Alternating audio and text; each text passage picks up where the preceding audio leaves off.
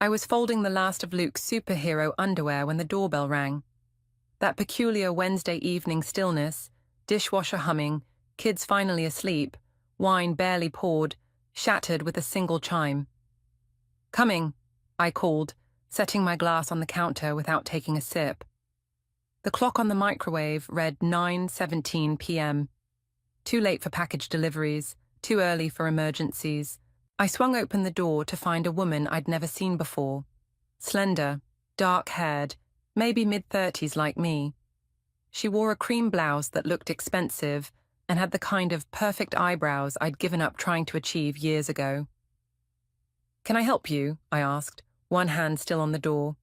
Her eyes were red-rimmed, mascara slightly smudged at the corners. "Are you Beatrice?" Her voice cracked on my name. "Yes."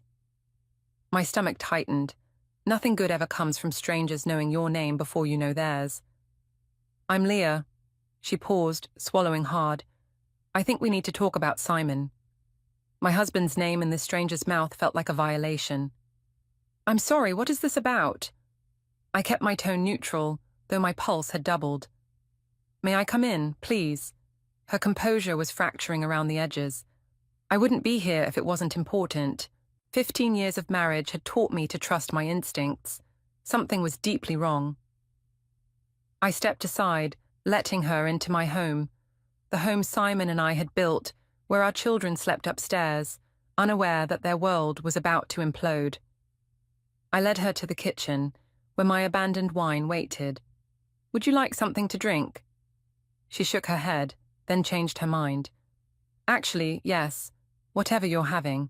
I poured her a glass, watching her hands shake slightly as she accepted it. We sat at the island counter, two strangers connected by something I couldn't yet name. "I don't know how to say this," Leah began, staring into her wine. "Just say it." My voice sounded calmer than I felt. She reached into her purse and pulled out her phone, tapped a few times, then slid it across the counter to me. The screen showed a photo of Simon, my Simon, with his arm around Leah. They were on a beach I didn't recognize, smiling into the camera with the easy intimacy of people who had touched each other 1,000 times. "When was this taken?" I asked, though I already knew it wasn't ancient history. 3 weeks ago. Cabo." She took a shaky breath. "We've been married for 3 years. The kitchen tilted. I gripped the counter edge, feeling the cool granite anchor me to reality. That's impossible. I thought the same thing when I found your Christmas card." She pulled out a crumpled photo from her purse, our family Christmas card from last year. Simon, me, Haley, and Luke, in matching sweaters, smiling in front of our fireplace. It was hidden in his desk drawer at our house in Westlake. Our house. Our. "This is insane," I whispered, but the puzzle pieces were clicking into place with sickening speed. Simon's increased business trips, the mysterious calls he took outside, the new cologne I'd noticed last month. "He told me he was in Phoenix this week," Leah said, "but I followed him today. He came here." "He's upstairs right now," I said, my voice hollow. "He came home early from his conference in Chicago."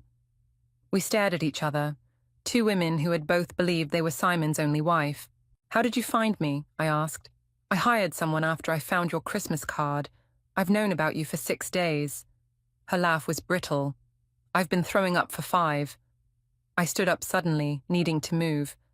"I need to see proof. More proof." She nodded like she'd anticipated this. From her purse came a marriage certificate, photos of their wedding, screenshots of emails between them. With each piece of evidence, my marriage disintegrated further. "Do you have children?" I asked, suddenly terrified of the answer. "No." Her eyes filled with fresh tears. "We've been trying. I had a miscarriage last year. While he was married to me, while he came home to our children, while he told me he loved me." "I need to see him," I said, moving toward the stairs. Leah grabbed my wrist. "Wait. That's not why I came here tonight." I turned back, suddenly seeing the determination beneath her pain. "I didn't come just to tell you," she said. "I came because I think we should make him pay." The rage I'd been suppressing roared to life. 15 years, 2 children, countless anniversaries and birthdays, and ordinary Tuesdays when I'd believed in us. All of it, a lie. How? I asked. Something shifted in Leah's expression, a hardness I recognized because I could feel it crystallizing in my own heart. I have ideas, but I need to know if you're in. Upstairs, Simon slept in our bed, unaware that his 2 wives were plotting beneath him. The life I thought I had was already gone. What remained was the question of what would rise from its ashes. I'm in, I said, and raised my glass to hers. Leah left just before midnight with my number in her phone and Simon's destruction in her eyes. I stood in my kitchen, staring at the evidence she'd left behind. Photos, documents, timelines, spread across my counter like the remains of a car crash. I should have woken him immediately, screamed, thrown things, but rage had hardened into something colder, more calculated. I wanted to see him lie to my face one more time. I slipped into bed beside the stranger I'd married, my body rigid with disgust. He stirred, reaching for me in his half-sleep. "You're cold," he murmured, pulling me closer. I let him hold me, cataloguing every sensation. His familiar scent now tainted, the weight of his arm across my waist, the wedding ring on his finger that matched mine. Matched Leah's too, apparently. Sleep was impossible. I watched the bedroom ceiling until dawn broke, rehearsing what I would say, imagining his excuses, plotting my response. By the time he woke, I was sitting at the foot of the bed, fully dressed. B. Simon propped himself up, hair mussed from sleep. The sight of him, so normal, so oblivious, made my stomach turn. "What's wrong?" "How was Chicago?" I asked, my voice eerily calm. He yawned, stretching. "Boring. Same clients, same problems." He reached for his phone. "The hotel was nice, though. Great view of the lake." "Funny," I said, "because according to your wife, you were supposed to be in Phoenix this week." His hand froze mid-reach. For 1 second, just one, confusion flickered across his face before understanding dawned. Then came the performance I'd been waiting for. "What are you talking about?" He laughed, but it sounded hollow even to him. "B, you're my wife." I stood up, moving to the dresser where I'd placed Leah's evidence. "Yes, and so is she." I tossed their wedding photo onto the bed. Simon stared at it, then at me, calculation replacing confusion. "I can explain," he started. "Don't." The words sliced through the air between us. "I met her last night. We had a lovely chat, comparing notes on our husband." He got out of bed, approaching me like I was a spooked animal. "Beatrice, listen to me. It's not what you think." "It's exactly what I think. You married another woman 3 years ago. You've been living 2 separate lives." My voice remained steady, even as tears threatened. "You got her pregnant, Simon, while you were here telling me you didn't want more children." His face paled at the mention of Leah's miscarriage. "She told you about that?" "She told me everything." I stepped back, avoiding his reach. "Did you ever plan to choose? Or were you just going to keep juggling us forever?" "It wasn't like that." He ran his hand through his hair, desperation creeping in. "I love you. I love our family. And Leah, do you love her too?" His silence was answer enough. "How could you do this to us?" I whispered, to Haley and Luke. At the mention of our children, something shifted in his expression. "The kids don't need to know about this. We can work through this, B. People make mistakes. A mistake is forgetting an anniversary. This," I gestured to the evidence scattered across our bedroom. "This is a choice you made every single day for 3 years." He moved closer, his voice dropping to that intimate tone he used when he wanted to soothe me. "I know I've hurt you, but think about the kids. Think about what this would do to them." The manipulation was so transparent now that I knew what to look for. How many times had he used our children to control me? "The kids are exactly why you're going to leave this house right now," I said. "Because if you're still here when they wake up, I'm telling them exactly what their father did." "You wouldn't." His voice hardened. "Try me." We stared at each other across the wreckage of 15 years. I saw the moment he realized I wasn't bluffing. "I need time to get my things," he said. "You have 20 minutes. Then I'm waking the kids." He moved around the room, grabbing clothes, his wallet, his phone. I watched him, this man I thought I knew, now revealed as someone capable of unimaginable deception. "Where will you go?" I asked, not because I cared, but because I needed to know he wouldn't run to Leah. "A hotel." He paused, zipping his hastily packed bag. "Beatrice, we need to talk about this, properly, when you've calmed down." "Calmed down?" I laughed, the sound sharp enough to make him flinch. "I am perfectly calm. And we will talk, with lawyers present." Fear flickered across his face. "Don't do anything rash, please." "Like marrying someone while already married? That kind of rash?" He had no answer for that. At the bedroom door, he turned back. "I do love you, Bea. That was never a lie." "Everything about you is a lie, Simon. I just didn't know it until now." After he left, I sat on our bed, my bed now, and finally let the tears come. Not for him, but for the life I thought I had, for the future I'd planned, for the trust I'd given so completely. My phone buzzed with a text from Leah. "Did you confront him?" I typed back, "He's gone.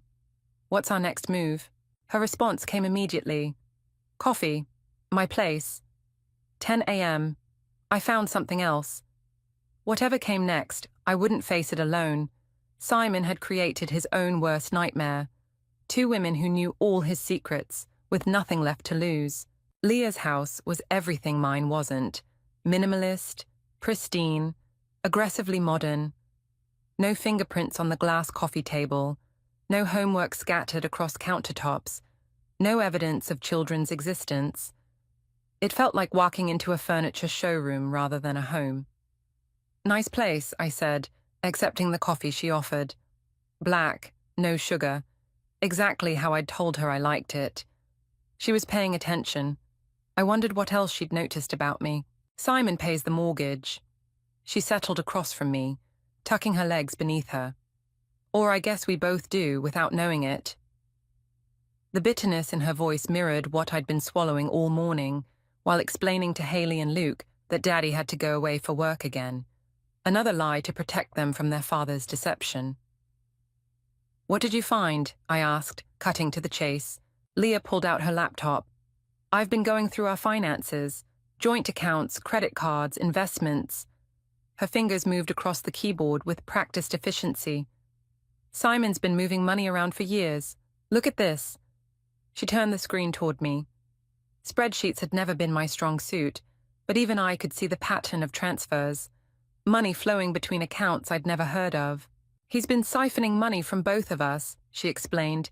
"Small amounts at first, then larger sums over the past year." I thought of the vacation we'd postponed, because Simon said we needed to be more careful with money.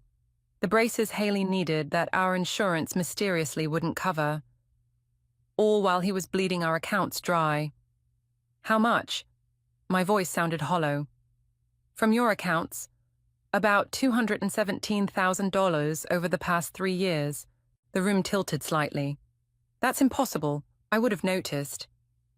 "Would you?" Leah's gaze was knowing. "Do you check every statement? Question every explanation he gives about investments or expenses?" I didn't. Simon had always handled our finances. I trusted him. "Where's the money now?" I asked. "That's what I can't figure out." Frustration edged her voice. "It's not in any account I can find. I think he might have opened something offshore." My coffee turned bitter on my tongue.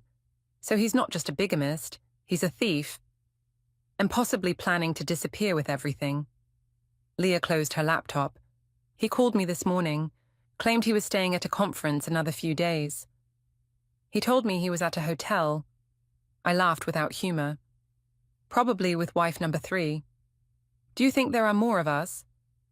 Leah's question hung in the air between us. The possibility hadn't occurred to me until now. "God, I hope not." We sat in silence, two women united by betrayal. trying to piece together the extent of Simon's deception. "We need to move fast," I said finally. "Freeze accounts, talk to lawyers, document everything." Leah nodded. "I've already called a lawyer. She specializes in divorce and financial fraud.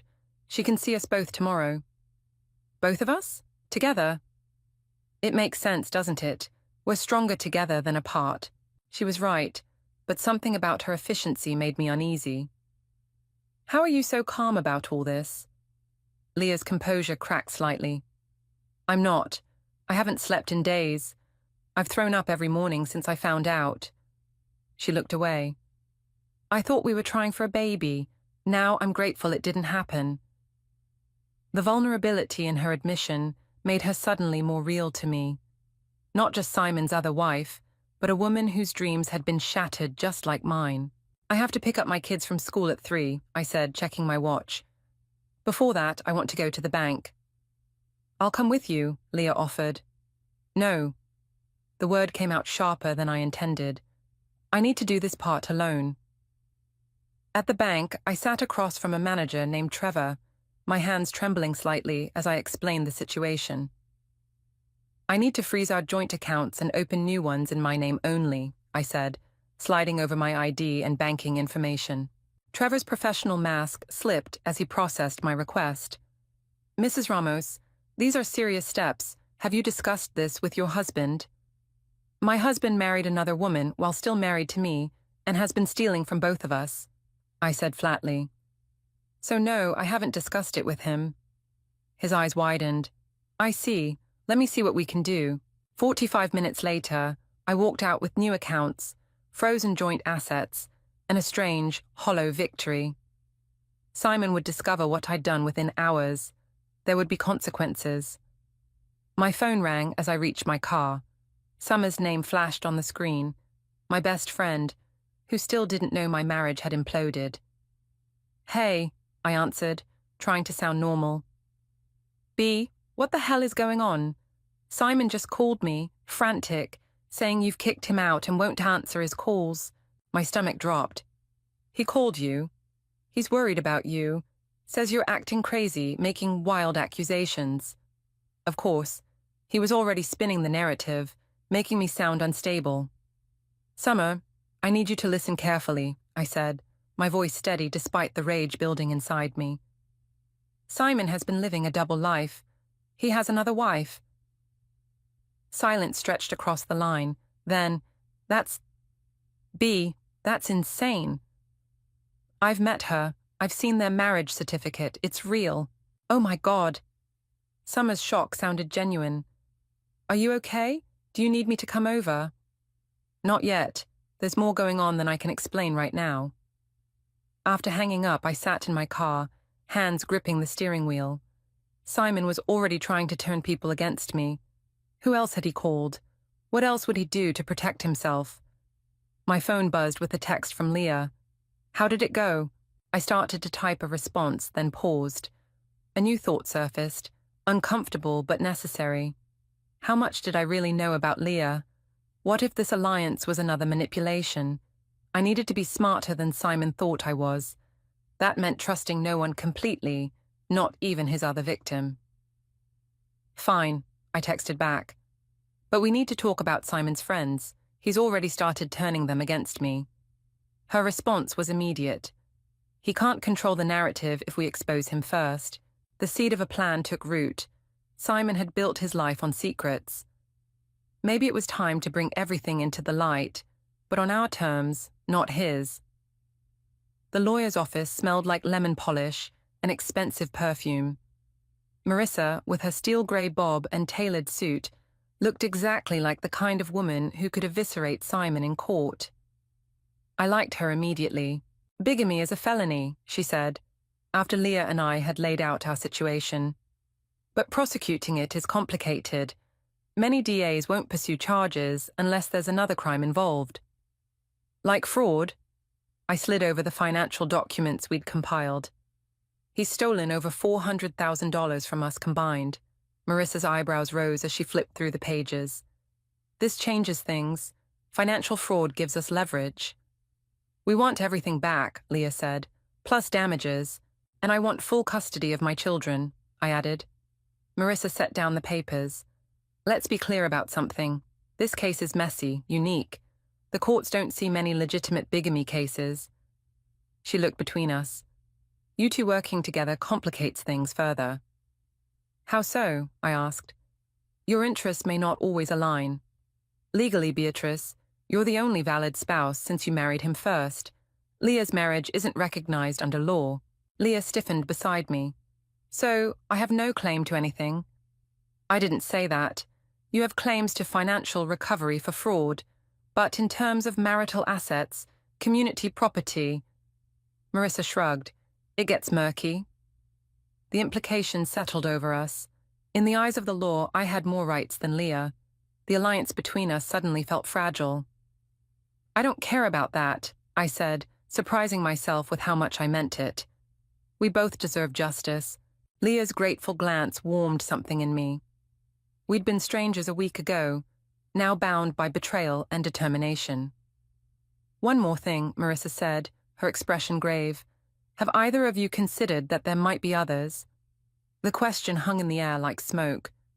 We've discussed it, I admitted, but we don't have any evidence. I'd recommend hiring a private investigator, Marissa said.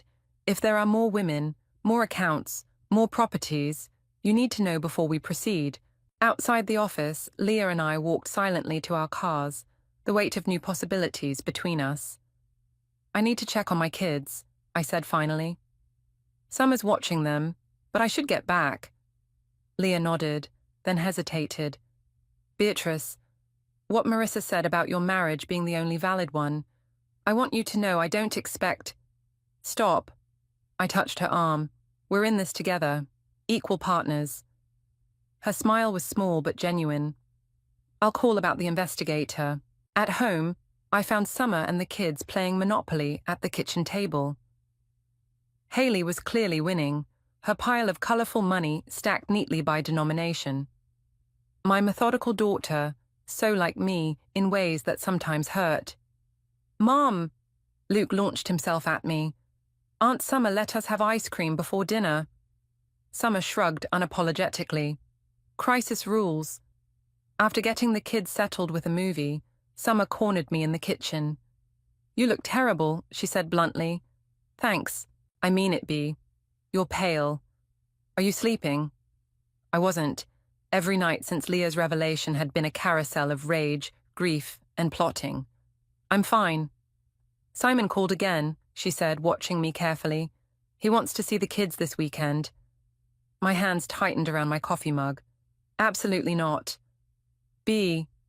Summer hesitated. I know he's done something unforgivable, but he's still their father. A father who was ready to steal their college funds and disappear, I snapped. You don't know everything, Summer. Then tell me. She leaned forward. Because right now, all I know is you're working with this other woman, making huge financial moves, and refusing to let Simon see his children. From the outside, it looks... Crazy, I supplied. That's what he wants people to think. Summer sighed. I'm on your side, always, but I'm worried about you. I softened, recognizing the concern behind her words. We found out he's been stealing from both of us. Hundreds of thousands of dollars. He's not just a cheater, Summer. He's a criminal. Her eyes widened. Jesus, Bea. There's more. I lowered my voice, glancing toward the living room, where the kids were engrossed in their movie. We think there might be other women, other families. No way. Summer looked genuinely shocked. How would he even manage that? His job, the travel, he's always had the perfect cover. I rubbed my temples, feeling a headache building. We're hiring someone to investigate. Summer was quiet for a long moment. What can I do? Just be here. For me, for the kids. I swallowed hard. And maybe help me figure out how to tell them their father isn't who they thought he was. After Summer left, I checked my phone to find 3 missed calls from Simon and a text. We need to talk about the accounts. This isn't fair to the kids. Always the children. His favorite leverage. I was about to ignore it when another text came through, this one from Leah. Found something. Call me ASAP. Her voice was tight when I called. The investigator did a preliminary search. Simon owns property in Portland under a different name. A house. My stomach dropped. Another family. I don't know yet, but there's something else. She paused. Victoria knows. Victoria? His assistant? The betrayal felt fresh all over again. How do you know? The investigator found emails between them. She's been helping him manage the schedules, making sure you and I never crossed paths. I sank into a chair, remembering all the times Victoria had rescheduled dinner plans, redirected my calls when I was trying to reach Simon, sent me birthday gifts from him when he was supposedly unreachable. She's been his accomplice this whole time, I whispered. There's more, Leah said. According to the emails, Simon's planning something big, some kind of investment that requires significant capital. Soon, the pieces clicked together. The missing money, the property in Portland, the urgency in his recent financial decisions. He's going to run, I realized. That's why he's been liquidating assets. We need to move faster, Leah said, before he disappears with everything. After hanging up, I stared at the family photos still hanging on my walls. Simon smiling with Haley on his shoulders. Simon teaching Luke to ride a bike. All those moments I'd thought were real, now tainted by the knowledge that he'd been building other lives in parallel. I took down each frame, stacking them on the dining room table. Then I picked up my phone and did something I'd been avoiding. I called Simon back. Beatrice, he answered immediately. Thank God. We need to talk. The Portland house, I cut in. Who lives there, Simon? The silence on the other end told me everything. I'm giving you one chance, I continued, my voice steady despite the rage coursing through me. Tell me everything now, or what happens next will destroy you completely. Simon's silence stretched across the phone line.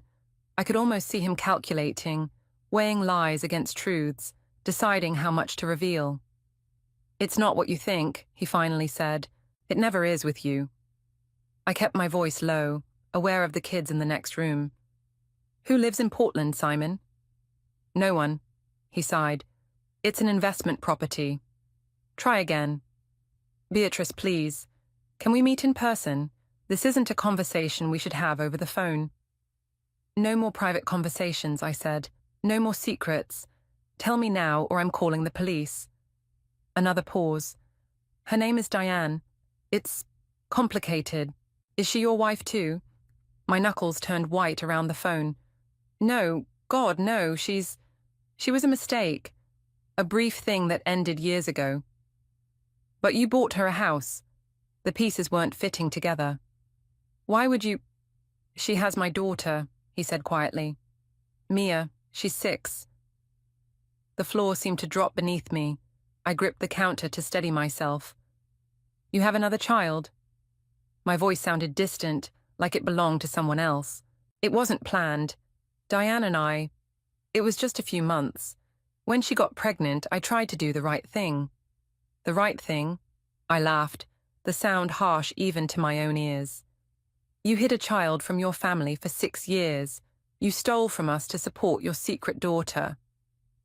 I didn't steal from you, he protested. I was providing for my child. With money from our children's future. I was shaking now, rage and grief colliding. Does Leah know about this? His sharp intake of breath confirmed she didn't. Jesus, Simon, how many lives have you destroyed? I never meant to hurt anyone, he said, his voice breaking. It just happened. And then I couldn't find a way out that wouldn't hurt everyone.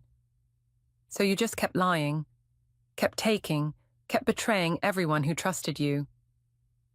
B, please. I know I've made terrible mistakes, but I love you. I love our children. If you'll just give me a chance to explain everything. I'm done listening to your explanations. I cut him off. Here's what's going to happen. You're going to transfer every penny you've taken back into our accounts. You're going to sign whatever papers my lawyer sends you. And you're going to stay away from me and my children until I figure out how to tell them their father is a fraud. They're my children too, he said, desperation edging his voice. You can't keep them from me. Watch me. I hung up, my hands trembling so badly I nearly dropped the phone. Another child. A daughter Haley and Luke had never met. A sister hidden from them their entire lives. I called Leah immediately. "There's a child in Portland," I said when she answered. "A 6-year-old daughter with a woman named Diane." Leah's sharp intake of breath mirrored my own shock. "Are you sure?" Simon confirmed it. "He claims it was a brief relationship, but he's been supporting them secretly for years." I pressed my forehead against the cool kitchen window. "He's been stealing from us to maintain a whole other family." "That son of a bitch," Leah whispered. "The investigator is still digging. Who knows what else we'll find?" "I need to see it," I said suddenly. "The Portland house. I need to see this woman, this child." "Beatrice, I don't think that's a good idea. Probably not, but I'm going anyway." The decision crystallized as I spoke. I need to know the full truth before I decide what to tell my children. After hanging up, I stood in my kitchen, surrounded by the life Simon and I had built. The breakfast nook where we'd spent Sunday mornings, the height marks on the doorframe tracking our children's growth, the refrigerator covered in artwork and school schedules. All of it felt like a stage set now, a carefully constructed facade hiding the truth. "Mom," Haley stood in the doorway, her 12-year-old face serious. "Are you and Dad getting divorced?" The question I'd been dreading. I motioned her over, pulling her into a hug. "It's complicated, sweetheart." I smoothed her hair, buying time. "Your dad and I have some serious problems to work through." "Is it because of that lady who came to the house? Luke said he saw someone talking to you the night before Dad left." Of course she knew. Children always know more than we think. "Partly," I admitted. "Your dad hasn't been honest with me. Or with any of us." Haley pulled back, studying my face. "Did he cheat on you?" So direct, my daughter. No wonder she and Simon butted heads. They were too similar in some ways. "It's more complicated than that," I said carefully. "But yes, that's part of it." "Are we going to be okay?" Her voice was small, suddenly reminding me that despite her maturity, she was still a child whose world was crumbling. "We are absolutely going to be okay," I said firmly. "You, me, and Luke. We're a team. Nothing will change that." She nodded, but doubt lingered in her eyes. "When will Dad come home?" The question pierced me. How could I explain that the father she knew had never really existed? "I don't know, sweetheart, but I need to take a short trip to figure some things out. Just 2 days. Aunt Summer will stay with you and Luke." "Where are you going?" "Portland," I said, deciding on honesty. "There's someone I need to meet." After Haley went to bed, I booked a flight and texted Leah. "Going to Portland tomorrow."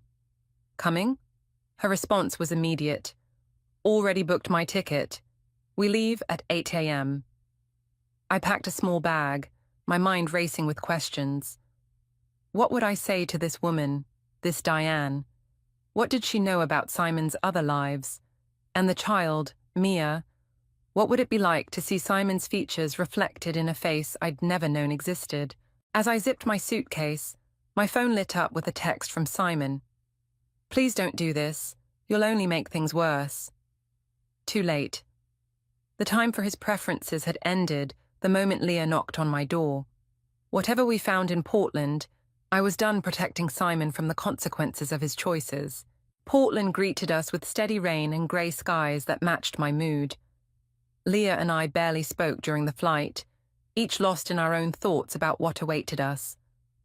The rental car's windshield wipers kept time with my racing heart as we navigated through unfamiliar streets toward the address the investigator had provided. "It's in the West Hills," Leah noted, checking the GPS. "Expensive neighborhood." Of course it was. Simon never did anything halfway. The house appeared around a curve. A modern craftsman with large windows and a meticulously landscaped yard. Not ostentatious, but certainly not cheap. I parked across the street, my hands trembling slightly as I turned off the engine. "Are you sure about this?" Leah asked, studying my face. "No," I admitted, "but I need to see." We sat in silence, watching the house. What was I expecting? a sign that read Simon's secret family. After 15 minutes, the front door opened. A woman emerged, holding an umbrella over herself, and a small girl in a yellow raincoat.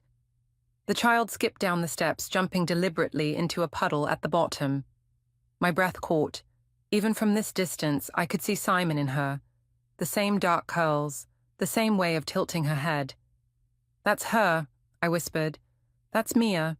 Leah's hand found mine, squeezing tightly. I hadn't realized how much I'd needed that simple human contact until she offered it.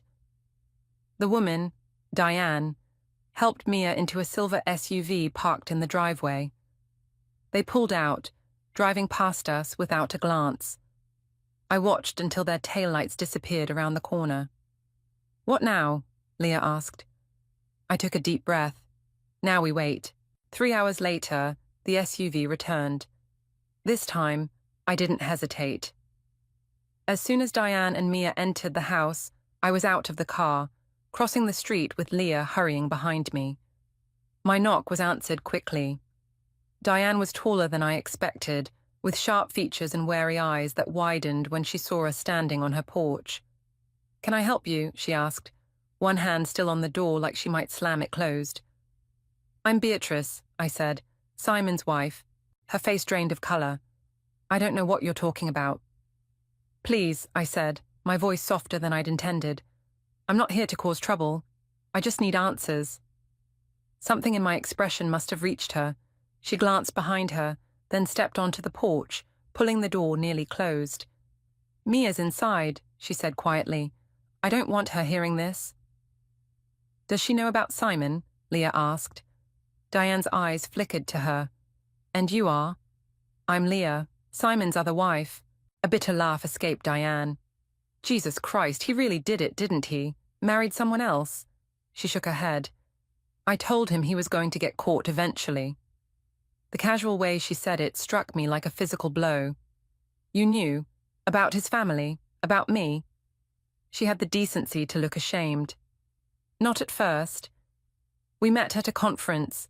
He said he was divorced, shared custody of his kids." She sighed. "By the time I found out the truth, I was already pregnant." "And you stayed with him?" Leah's voice held no judgment, just curiosity. "Not romantically. That ended when I discovered he was married." Diane crossed her arms. "But he's Mia's father. He wanted to be part of her life, and I let him, on my terms." "Which included this house," I said, looking past her at the expensive property. "And Mia's private school tuition, and a trust fund for her future." Her chin lifted slightly. "Call it compensation for raising his child largely alone." I should have hated this woman. Instead, I felt an unexpected kinship with her. Another casualty of Simon's manipulation. "Does Mia know who he really is?" I asked. "She knows her father travels for work and has another family he can't leave." Diane's expression softened. "She's 6. That's enough complexity for now." "When did you last hear from him?" Leah asked. 3 days ago. He seemed agitated. Said he might not be able to visit for a while." Diane studied us. "I'm guessing that has something to do with you two finding each other." I nodded. "He's been stealing money from both our families. We think he's planning to disappear." Diane's face hardened. "That bastard. After everything." She stopped, taking a deep breath. "You should come inside. There's something you need to see." We followed her into a tastefully decorated living room. Mia was nowhere in sight, presumably in another part of the house.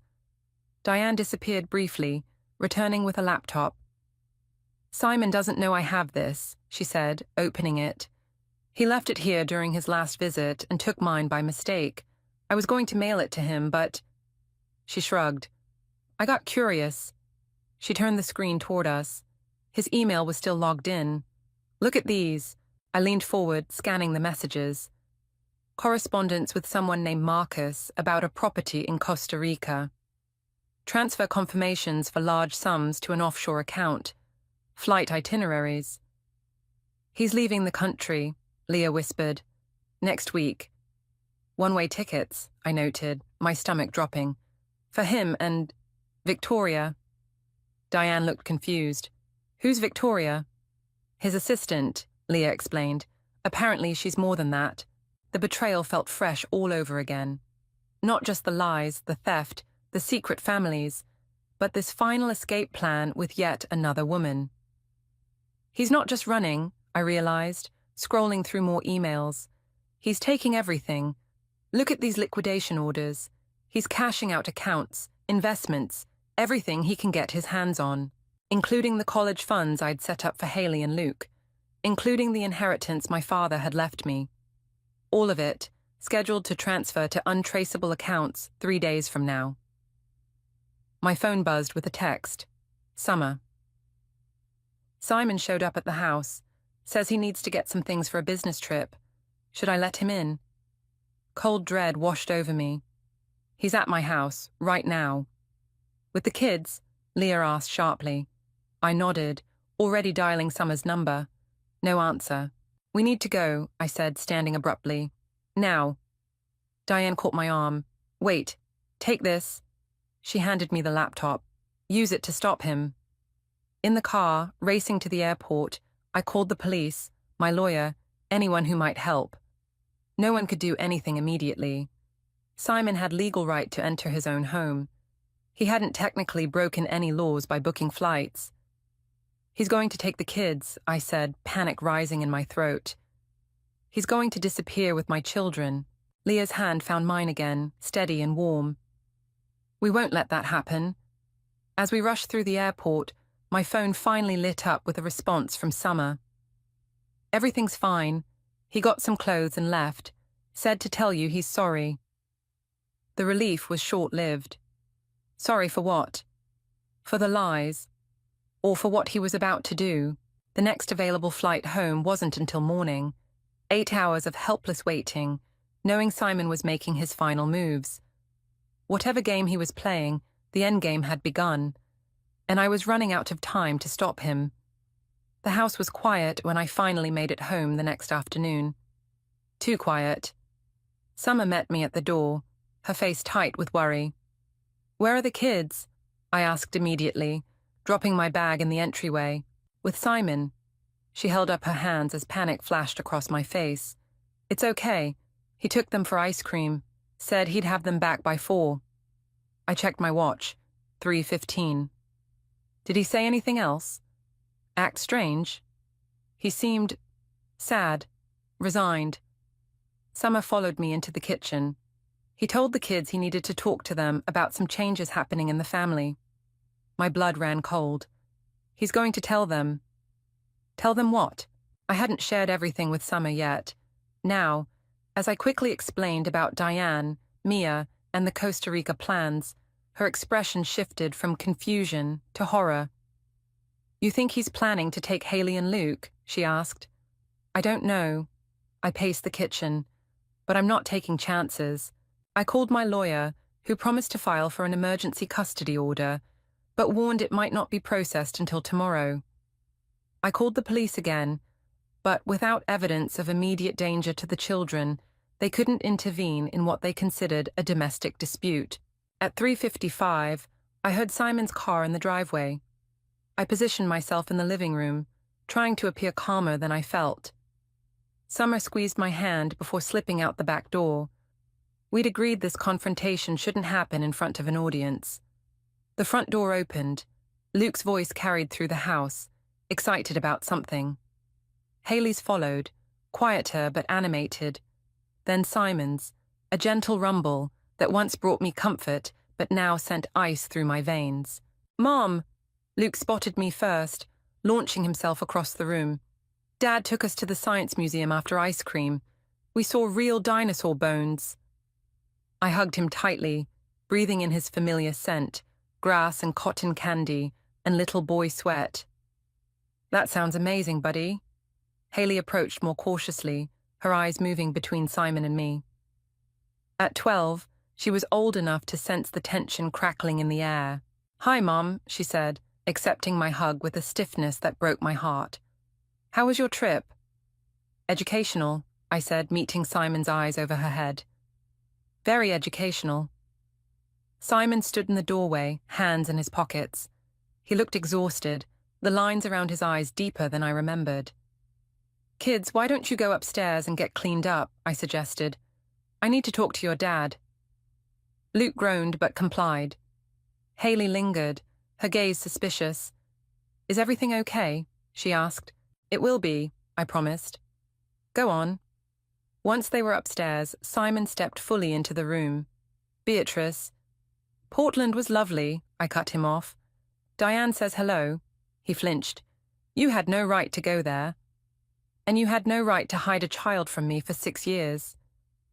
I kept my voice low, mindful of little ears that might be listening. "Or to steal from our family to support your secret one." "I was trying to do right by everyone," he said, sinking onto the couch. "I know it doesn't make sense to you, but—" "Costa Rica makes even less sense," I interrupted. "One-way tickets for you and Victoria? Really?" His head snapped up. "How did you—" "Diane had your laptop." I smiled thinly.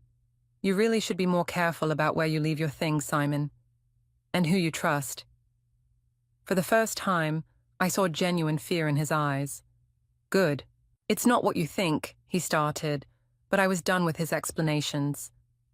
"Here's what's going to happen," I said, my voice steady despite the rage and hurt churning inside me. "You're going to sign full custody of the children over to me. You're going to return every penny you've taken, and then you're going to disappear from our lives." He laughed, a hollow sound. "Or what? Or I send copies of your emails to the police, the IRS, and your company's board of directors." I pulled out my phone, showing him the screenshots I'd taken. Financial fraud, tax evasion, misuse of company funds. Should I continue? The color drained from his face.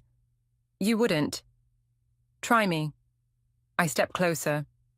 "You've taken everything from me, Simon. My trust, my security, my future. The only things I have left are my children and my anger. Don't test either one." He stood, running a hand through his hair, a gesture so familiar it made my chest ache despite everything. "I never meant for any of this to happen," he said quietly. "I loved you, B. I still do. Love doesn't lie for 15 years. I moved toward the stairs, calling up, "Haley, Luke, come down, please." Simon's eyes widened. "What are you doing?" "Ending this, now." The kids appeared at the top of the stairs, uncertainty on their faces. "Come sit down," I said gently. "Dad and I need to tell you something important." "Beatrice, don't," Simon pleaded. "They're too young. They deserve the truth." I turned to him. "Unless you'd prefer to leave now, sign the papers tomorrow, and let me explain things my way." I could see him calculating, weighing his options. The man I thought I knew would have chosen the children. The man he really was chose self-preservation. "I'll sign whatever you want," he said quietly. "Just let me say goodbye to them properly." Something in his defeated tone made me hesitate. Was this another manipulation, or was he finally, truly surrendering? "Fine," I said. "You have 5 minutes." I stepped into the hallway, giving them privacy but staying close enough to hear. Simon's voice broke as he told Haley and Luke he needed to go away for a while, that he'd made mistakes, that he loved them more than anything. Luke's confused questions, Haley's accusatory silence, the sound of hugs and sniffles and promises that couldn't possibly be kept. When Simon emerged, his eyes were red. "They're asking for you," he said. I moved past him without a word, finding my children huddled together on the couch. Luke crawled into my lap immediately. Haley kept her distance, arms crossed. "Did you make Dad leave?" she demanded. "No, sweetheart. Dad made choices that mean he can't stay right now." I reached for her hand. "I promise I'll explain everything when you're ready to hear it." "When will he come back?" Luke asked, his voice small. I met Simon's eyes over their heads. He stood in the doorway, watching his family for what might be the last time. "I don't know, buddy," I said honestly, "but we're going to be okay." Simon nodded once, acknowledgement, surrender, goodbye, and walked out the door. The sound of his car starting, then fading away, marked the end of one chapter and the beginning of another. My children clung to me, confused and hurting. But they were safe, they were here, and whatever came next, we would face it together. The battle wasn't over. There would be lawyers and paperwork and painful conversations in the days ahead. But in that moment, watching Simon drive away from the life he'd destroyed, I felt something unexpected break loose inside me. Not forgiveness, not yet, but perhaps the first fragile roots of freedom. The symphony hall buzzed with pre-performance energy. Well-dressed patrons found their seats, while musicians tuned their instruments, creating that beautiful chaos of sound that precedes harmony. I smoothed my black dress, new, purchased with money that was fully mine, and checked my watch. "Nervous?" Leah asked, elegant in deep blue beside me. Strangely, no. I scanned the filling auditorium. "Is everything set?" She nodded, a small smile playing at her lips. Victoria confirmed he's coming. Front row, as always. Simon's predictability had become our greatest asset. His love of appearing cultured, of being seen at important cultural events, was one habit he couldn't break, even after losing nearly everything else. 3 months had passed since he'd walked out of my house.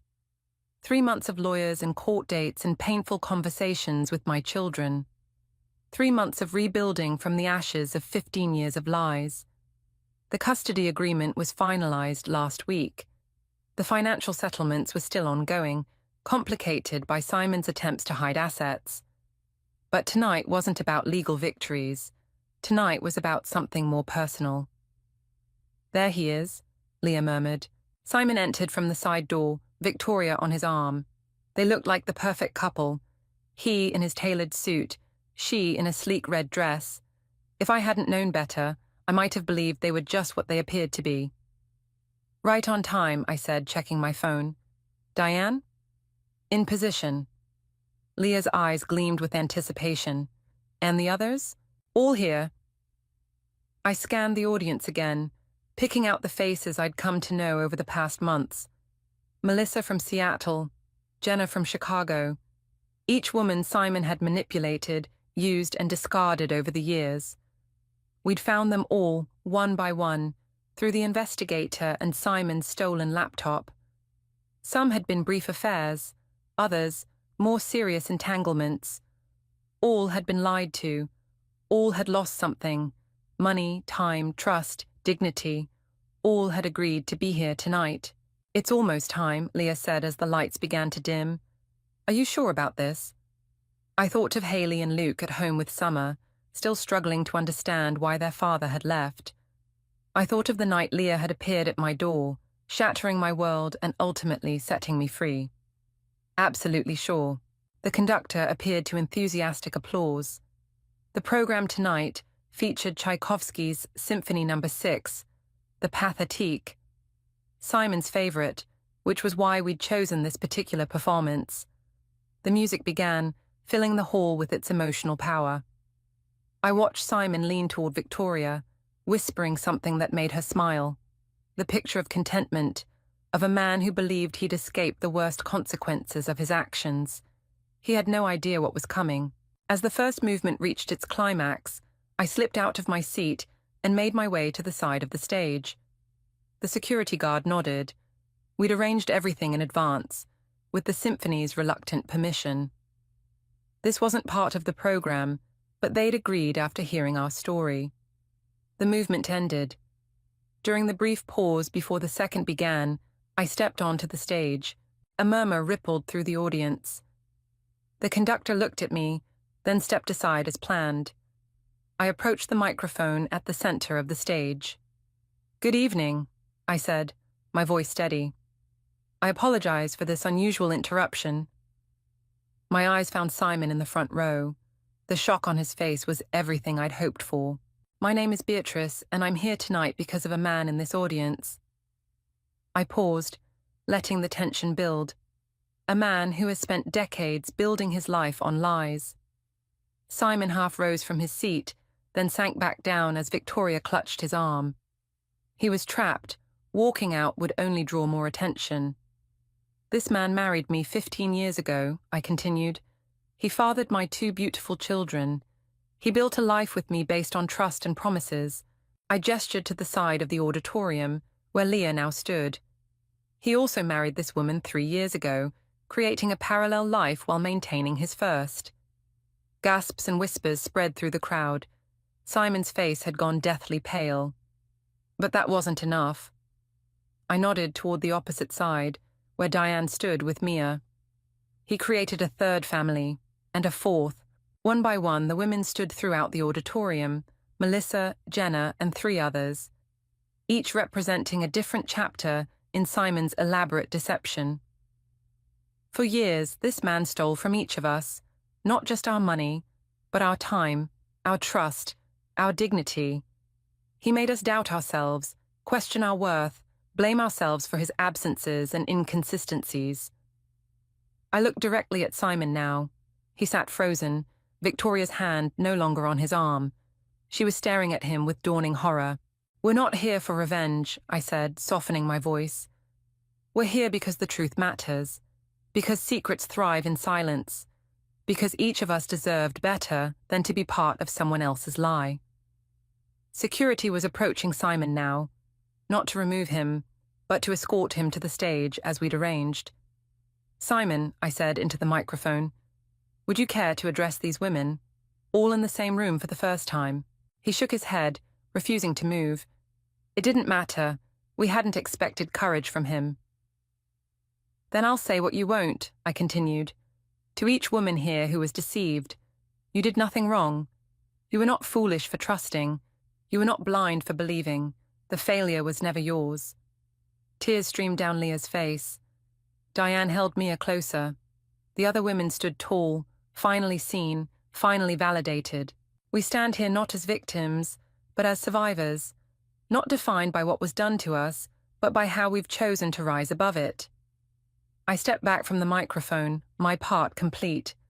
The conductor returned to his podium, nodding respectfully to me as I left the stage.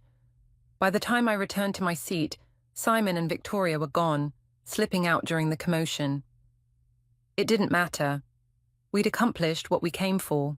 The music resumed, the passionate strains of Tchaikovsky filling the hall. Beside me, Leah reached for my hand. Across the aisle, Diane smiled, her daughter sleeping against her shoulder. Throughout the auditorium, women who had been strangers months ago exchanged glances of solidarity. "Was it worth it?" Leah whispered as the music swelled. I thought of the journey that had brought me here, from the woman who had believed in fairy tales to the one who had found strength in their destruction, from a wife defined by her marriage to a woman defined by her own resilience. "Every moment," I replied. The symphony played on, its beauty undiminished by the drama that had unfolded. Like us, it had weathered its discordant moments and found its way back to harmony, different perhaps from what was originally written, but powerful in its own right. As the final notes faded into silence, I felt something settle within me, not an ending, but a beginning. Not forgiveness, but freedom. The story Simon had written for us was over. It was time to compose our own.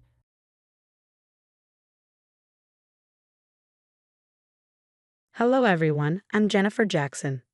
Once I was the devoted daughter-in-law who bent over backward trying to please an impossible mother-in-law. Now, I'm someone who stood up for herself and discovered the power of karma. Believe me, you'll want to hear how this story unfolds. From the moment I could reach the kitchen counter, I knew baking was my passion. Growing up in the Boston suburbs, I'd spend hours experimenting with recipes in my mom's cozy kitchen.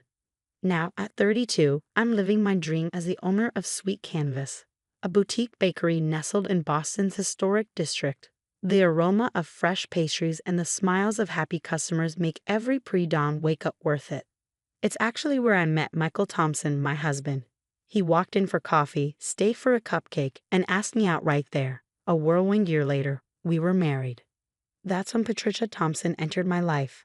Michael's mother, with her sharp designer suits and sharper tongue, had a way of turning compliments into critiques. "You know what would make these desserts even better?" Her voice echoes in my memory as she stood before the bakery display case, her critical eye scanning my creations. My friend's daughter runs a bakery in Manhattan. She uses imported French butter. Amanda, my assistant, shot me a sympathetic look while I mustered a polite smile. This was Patricia's way, offering unsolicited advice with an air of superiority. Just then, my sister Rachel strolled in.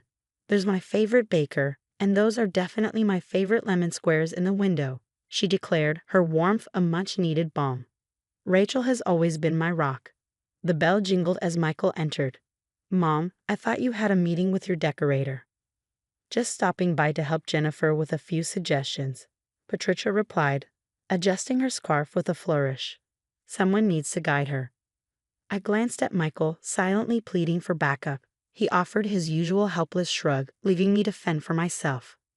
Later that evening, as Amanda helped close up shop, she leaned against the counter.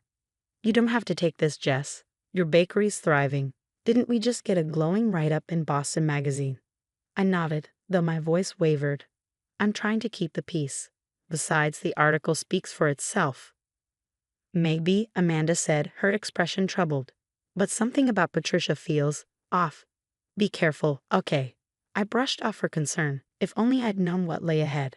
Patricia's meddling was far more insidious than I could have imagined. The signs were all there, but I missed them until it was nearly too late. Patricia's 60th birthday party was meant to be the event of the season. When she asked me to cater it, I thought it was my chance to finally win her approval. For 3 days straight, I worked tirelessly, hand-painted macarons, a 6-tier cake adorned with delicate sugar flowers, and an array of her favorite French pastries. The night of the party, the marble foyer glittered with Boston's elite.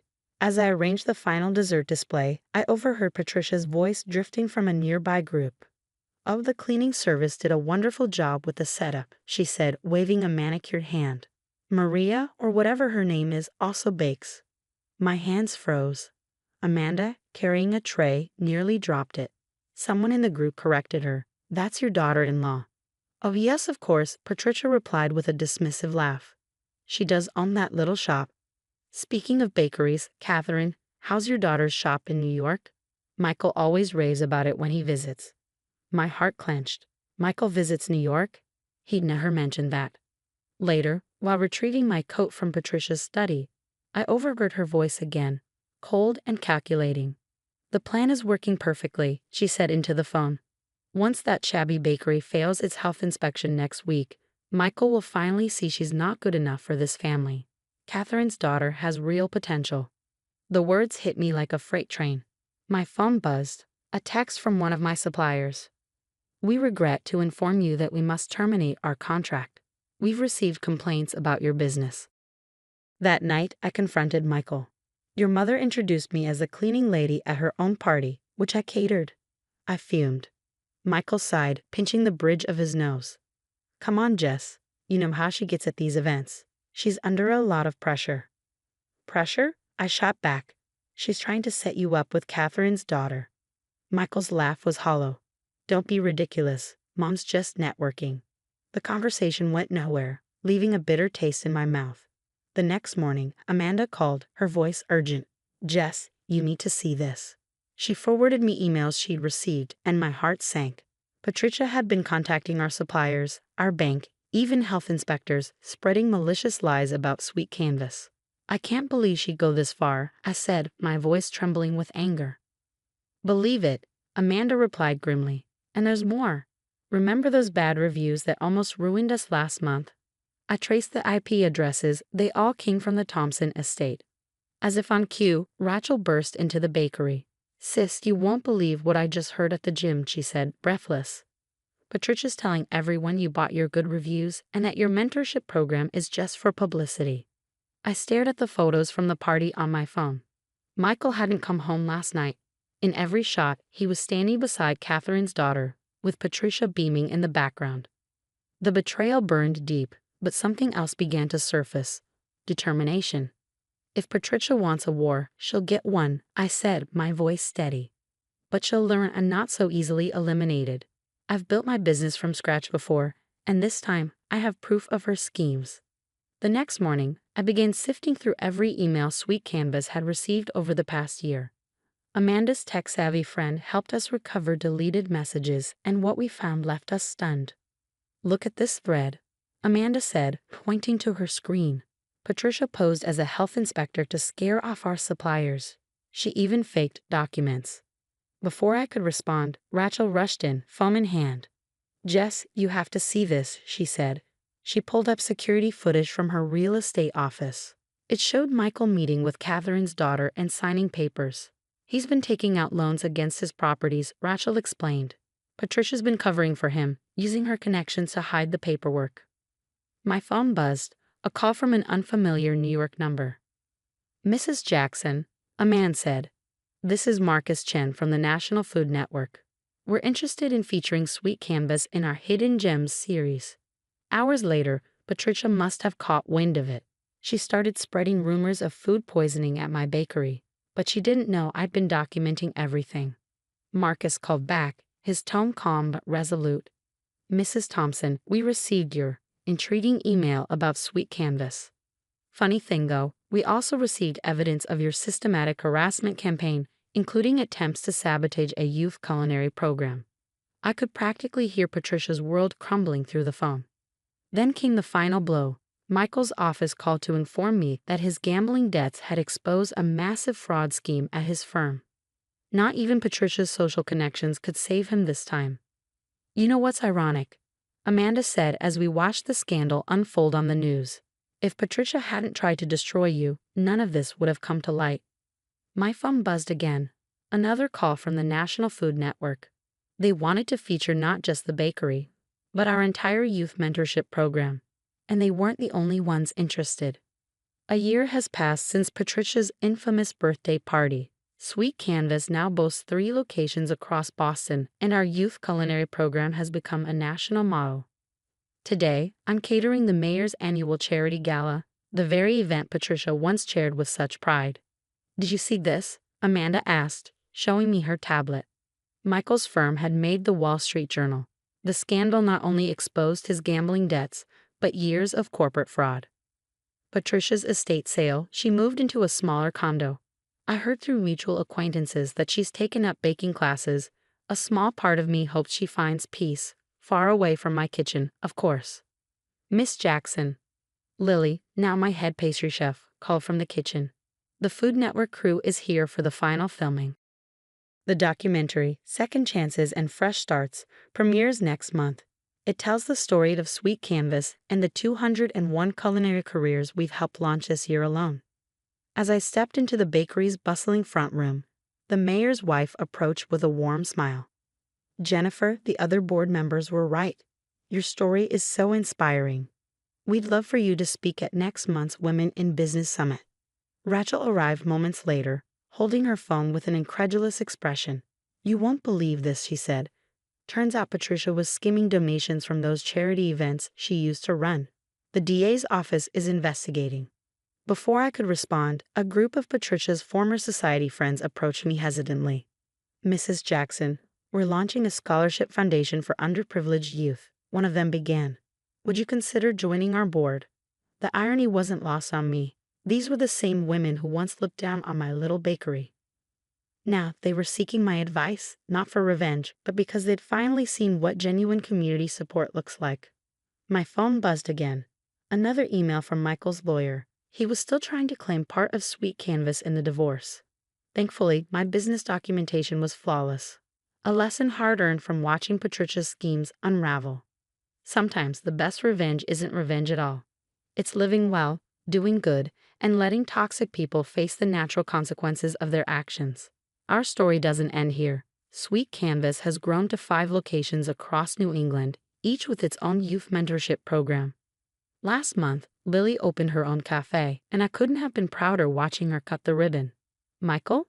He moved to Chicago for a fresh start after completing a rehabilitation program. I wish him well, but that chapter of my life is firmly closed. Patricia occasionally sends messages through mutual acquaintances asking to reconcile, but I've learned that some bridges are better left uncrossed. Just last month, the mayor's office named me Boston's Entrepreneur of the Year. During my acceptance speech, I looked out at the audience, Amanda, Rachel, my students, and even some of Patricia's old friends who've become genuine supporters.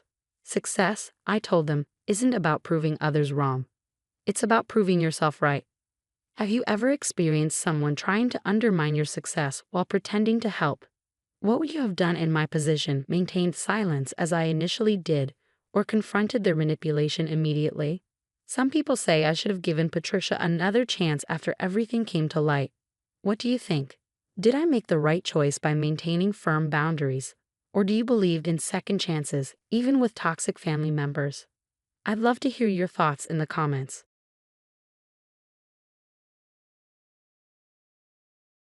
Hey everyone, I'm Brenda Edwards. Life has a way of throwing some serious curveballs, and maybe my story can help someone else dealing with family drama. You're really going to do that here. My brother-in-law James shoots me his usual judgmental look as I quietly check my blood sugar before our weekly family dinner. I've managed type 1 diabetes since I was 8 years old. But ever since I married Michael last year, James acts like I'm putting on a show. James, she needs to do this, Michael says, though I can hear the wariness in his voice. Defending me has started to wear him down. I just think it's a bit dramatic. My friend's cousin has diabetes, and she manages just fine without making it everyone's problem. James mutters. I focus on adjusting my insulin pump, biting my tongue. After 10 years in marketing management, I've learned which battles to pick. My sister Emma gets it though. She texted me earlier. Need backup at the Peterson Circus tonight. Well, Brenda dear, my mother-in-law, Diana, smiles with that sugary tone that grates my nerves. Have you tried those natural remedies I sent you? My yoga instructor swears by them. Maybe if you worked harder on your diet. Mom, the doctor said. Michael begins, but James cuts him off, waving dismissively. His latest business venture tanked, but somehow he's an expert on everything. Doctors are all in Big Pharma's pocket. Brenda's young. She should be able to control this with lifestyle changes. And speaking of lifestyle, Diana chimes in. When are you two planning to give me grandchildren? I'm concerned about Brenda's condition. Beside me, I feel Michael tense. We're focusing on our careers right now, Mom. Later that night, Emma calls. How bad was it? The usual. James basically called me a drug addict, and Diana's worried my defective genes might taint her grandchildren. What did Michael say? I sigh, glancing at our bedroom door where I can hear Michael talking to his mom on the phone. He's trying, but I don't know him. Last month, he actually asked if I could do my injections in private. Apparently, it makes his family uncomfortable. That's messed up, sis. This isn't normal. They don't get to question your literal medical condition. Family doesn't mean they can treat you like this. Emma's voice is firm. James is just bitter because he can't keep a business running for 6 months, and Diana's been enabling his garbage behavior since forever. I hear Michael wrapping up his call. I've got to go. Thanks for being my sanity check. Always here for you, sis, and Brenda, don't let them make you doubt yourself. You've handled this disease like a boss for 20 years. They don't get to rewrite that story. As I hang up, Michael comes in, looking troubled. Mom thinks we should come over more. She says we're becoming distant. I close my eyes and take a deep breath. Sometimes I wonder if this is what family should feel like, constantly defending yourself against people who should support you. Hey sis, I call Emma the next day. Something feels off. My sugar readings have been all over the place this week. What do you mean? Her concern comes through loud and clear. Ever since James started coming over to check in while Michael's at his conference, things feel weird. Yesterday, my sugar spiked to 300, even after my usual dose. He's been coming over. Emma sounds alarmed. Yeah, claims he's checking in since there have been break-ins nearby. Michael even gave him a spare key. I add, security's coming to install cameras today. Later that week, I'm struggling to stay conscious at my desk. My vision blurs, my thoughts muddle. A coworker notices and grabs my arm. Brenda, you look terrible. Your hands are shaking. I barely manage to check my glucometer. It reads 450. That's impossible, I whisper, feeling my knees give out. The rest is a blur. Sirens, paramedics, bright hospital lights, voices saying words like severe hyperglycemia, and could have died. When I wake up in the ICU, Michael is by my side, clutching my hand, his face pale and stricken. Baby, I'm so sorry. I should have listened. James. What about James? I struggle to sit up, my heart monitor beeping faster. Michael looks crushed. The security footage. Emma checked it while you were unconscious. He's been replacing your insulin with water. Mom knew. She helped him plan it. My world spins as I process his words. What? There's video. Michael nods grimly, holding a tablet. He presses play, and the footage is unmistakable. James sneaking into our house, tampering with my insulin cartridges. In another clip, he's talking to Diana in our kitchen. She needs to learn, Diana says. Michael's too blinded by her act to see what she's doing to this family. James chuckles darkly. Don't worry, Mom. A few days without her precious insulin, and everyone will see she's been exaggerating this whole time. Michael's hands shake as he turns off the video. I've already called the police. They're reviewing everything. I'm done with them, Brenda. I chose them over you so many times, but I'm done. They could have killed you. I'm too exhausted to cry, too drained to feel angry, but watching Michael finally confront the truth about his family lifts a weight off my chest. The doctors said if Emma hadn't called when she did. I know, Michael whispers, anguish on his face. I'll never forgive myself for not seeing it sooner, for doubting you. You could have died because I was too weak to stand up to them. Just then, a detective enters, his expression grave. Ms. Edwards, during our investigation, something concerning came up in Mr. Peterson's background check. Emma leans forward, alarmed. What kind of something? Several complaints from former business partners, the detective explains. Accusations of sabotage, fraud. That tracks, Michael mutters. Anyone in his circle who succeeded suddenly had accidents, lost key files, or dealt with corrupted equipment. It was always suspicious, but no one could prove anything. My phone buzzes with a message from James's former business partner. Heard what happened. He did the same to me. Sabotaged my car brakes after I refused to sign over my shares. I have proof this time. Emma shows me her own findings. Brenda, look at these bank statements, she says, flipping through account records she managed to pull. Transfers of hundreds of thousands, all going to James' failed ventures. Michael's face crumples. Our dad has dementia. Mom has power of attorney, but she's been helping James siphon money from his own father's accounts. Just then, a nurse peeks in. Ms. Edwards, James Peterson is here. He says he needs to apologize. No, my voice is stronger than I feel. I don't want to see him. But it's too late. James pushes past the nurse, his eyes red and frantic. Brenda, please. I never meant. I just wanted to prove. Prove what? I snap, the fury breaking through my exhaustion. That I'm faking. Congratulations, you nearly killed me. You don't understand. Mom convinced me that. Get out, Michael says, standing between us, his voice ice cold. Out before I call security. Come on, Mike, we're family. Family? Michael's voice cracks. You tried to murder my wife, and now I find out you've been stealing from Dad? Mom's been covering up for you this whole time. It wasn't stealing. Dad would have wanted to help me succeed. Emma scoffs. Like you helped all your business partners succeed. James's face shifts and the familiar sneer returns. Little Miss Success Story, he snarls at me. You have no idea what it's like to fail, to watch everyone else succeed while you're stuck. So yeah, maybe I tried to knock you down a peg. To eliminate the competition, I asked, disgusted, starting with your own father? Everything I did for this family, James hisses. No, Michael says quietly, heartbreak written across his face. Everything you did for yourself, and Mom enabled it all. But it's over now, the police have the footage, the bank records, everything. James lunges forward, but security arrives just in time, dragging him out as he screams about loyalty and betrayal. When the door finally closes, Michael turns to me, his face broken. I chose wrong, Brenda. Every time I let them make me doubt you. Every time I stayed silent to keep the peace. I chose wrong. But never again, I say, taking Michael's hand as we watch James being led out of the hospital in handcuffs. Sometimes karma needs a little help from security cameras and bank records. Breaking news flashes across the screen. Local businessman James Peterson sentenced to 15 years for elder abuse and investment fraud.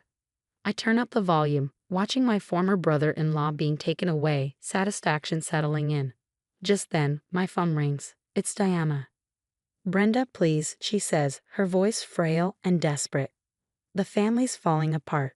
James's wife left with the kids. The country club revoked our membership.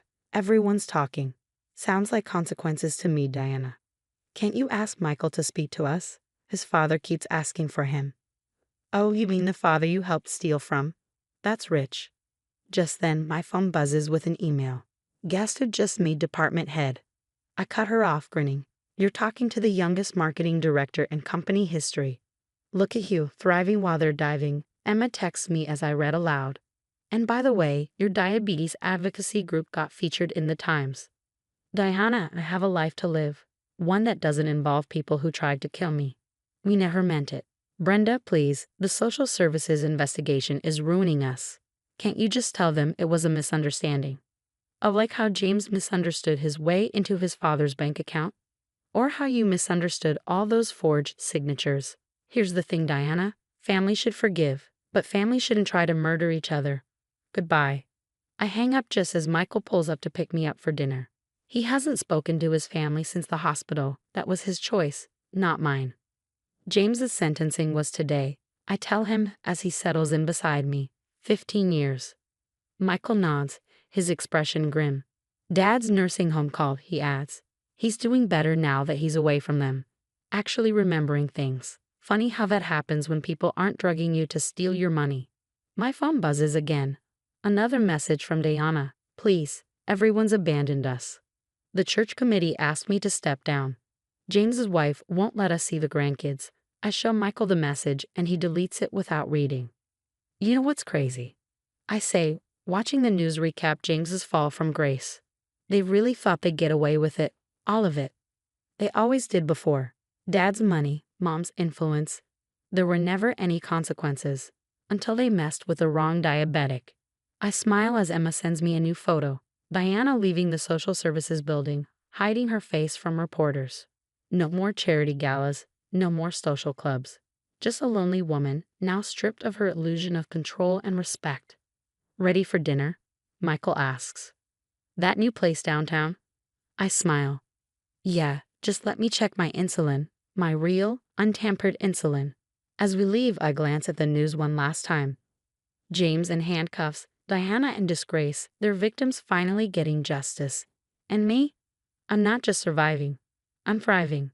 Sometimes the best revenge isn't what you do to toxic people. It's living your best life while karma does the heavy lifting.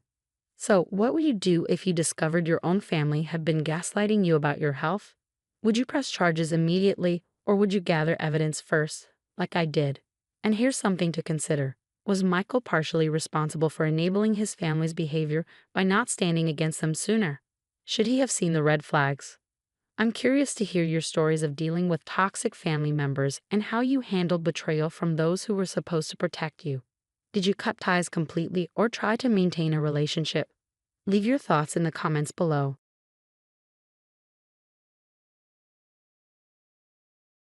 Hey everyone, I'm Kestrel.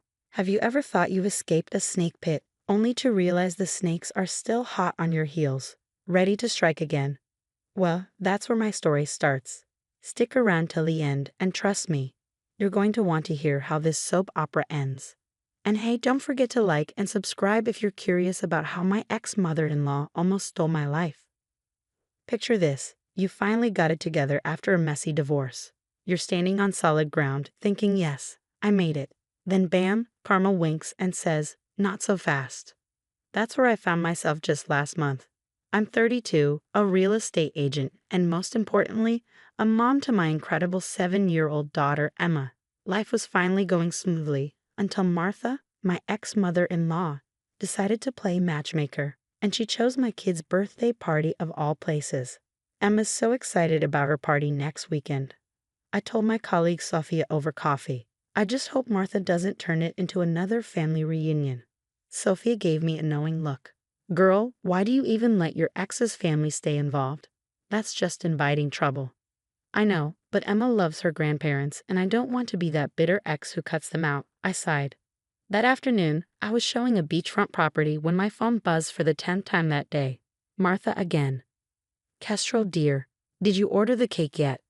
I went ahead and ordered one myself, just in case. And oh, I invited a few more people. You remember my nephew James, don't you? Martha, we agreed on a small party. Emma gets overwhelmed with too many people. Nonsense. Family is everything. Besides, James has been asking about you. I hung up, my stomach twisting. Ever since my divorce from Michael 2 years ago, after I caught him with his work colleague in our own bed, Martha had been relentless about pushing eligible bachelors my way. Lately, her focus had zeroed in on James, who mysteriously seemed to appear at every family event. That evening, as I was helping Emma with her homework, my ex-sister-in-law, Rachel, called. Hey, just a heads up, Mom's planning something for Emma's party. I overheard her and James talking about some big announcement. What kind of announcement? I asked, feeling a chill. Not sure, but knowing Mom. Be careful, Kestrel. James isn't exactly the nice guy she makes him out to be. I looked at Emma, who was happily coloring her princess invitations, blissfully unaware of the storm brewing. After Michael's lies, gaslighting, and emotional manipulation, I'd vowed to keep toxic people out of our lives. But Martha was like a spider, weaving her web so subtly you didn't realize you were trapped until it was too late. Mommy, can I wear my tiara to my party? Of course, baby. It's your special day, and nothing's going to ruin it. If only I had known how wrong I was. Sometimes the people who claim to love you the most are the ones with a knife hidden behind their back. I closed my laptop, done with work for the day, watching Emma twirl in her princess dress. We'd survived Michael's betrayal, rebuilt our lives, and found our rhythm. But Martha's constant meddling was escalating, and something about this party felt like the calm before a storm. The morning of Emma's birthday began like a fairy tale, streamers, balloons, and my little girl bouncing with excitement. But by the afternoon, it was starting to feel like a nightmare. Mommy, Ashley and Katie are here. Emma squealed, running to greet her friends in her sparkly purple dress as I hung the last of the decorations. When Martha burst through the door, she brought what looked like half the family tree in tow. Where should we put all these extra chairs? She trilled. James, be a dear and help set them up. My heart stopped. James. Of course he was here, flashing that fake smile that never quite reached his eyes. Before I could protest, Martha had taken over my kitchen, moving everything I carefully arranged. These store-bought cupcakes won't do, she declared, shuffling my carefully prepared food aside. Good thing I brought my homemade ones. Martha, Emma specifically asked for chocolate cupcakes, which is why I... Nonsense. Trust me, I know what's best. Oh, James, doesn't Kestrel look lovely today? Across the room, Rachel caught my eye, her worried expression mirroring my own. The party was growing stifling with all these uninvited family members, most of whom I'd never even met. Emma's friends huddled together in a corner, looking overwhelmed. Then it was time for cake. My stomach churned as Martha insisted on gathering everyone around. Emma stood there, her tiara askew, 7 tiny candles flickering in front of her. She looked so small amidst the crowd of strangers. Before we sing, I have a wonderful announcement. Martha's voice rang out, sharp as a bell. Martha, don't. Rachel tried to interrupt, but it was too late. Our dear Kestrel and my nephew James are getting married. Isn't it wonderful? Emma's finally getting a new daddy. The room fell silent. Emma's face crumpled, her eyes filling with tears. But I don't want a new daddy, she whimpered. James stepped forward, attempting to put his arm around me. Surprise, honey. I shoved his arm away, my voice shaking with rage. What the hell is wrong with you people? You are lying. Emma burst into tears and ran upstairs. Her friends' parents looked horrified, murmuring excuses as they gathered their things to leave. How dare you, Martha? I spat, feeling my blood boil. There is no engagement. There never was. Don't be silly, dear, Martha said, her tone icy. James and I have been planning this for weeks. It's perfect timing. And that's when I saw it, the smug look James and Martha exchanged. This wasn't a misguided attempt at matchmaking. This was calculated. Everyone out. Now, my voice was ice cold. The party's over. But the presents, Martha started, eyes wide with feigned innocence. Get out. As the crowd filed out, I caught James whispering something to Martha. She nodded, that smug smile plastered on her face. Only Rachel stayed behind, helping me clean up the wreckage. Kez, there's something you need to know about James, she said quietly. He's done this before. Upstairs, I could hear Emma's muffled sobs. My little girl's special day had been ruined, and beneath my fury, something stronger was brewing. Determination. They thought they could manipulate me, push their way into our lives. But I'd had enough. This wasn't just about a birthday party anymore. This was war. 2 days after the party fiasco, I sat with Sophia at work, still trembling with anger as I showed her Emma's new therapy schedule. She hadn't slept through a single night since that day. Her teacher had called to let me know Emma had a panic attack when someone mentioned birthdays in class. Sophia's fingers flew over her keyboard. Your mother-in-law picked the wrong real estate agent to mess with. I've got contacts all over. Let's see what Prince Charming James has been up to. My phone buzzed. A passive-aggressive text from Martha. Emma needs a father figure. You're being selfish. Sophia spun her monitor around. James Henderson, formerly James Mitchell. He's changed his name twice in 5 years. Look familiar. The screen showed a list of lawsuit filings. Multiple women, single mothers, accusing him of love bombing, staging fake engagements, then helping his family file for custody rights. There was more. Rachel had joined us, holding a worn notebook.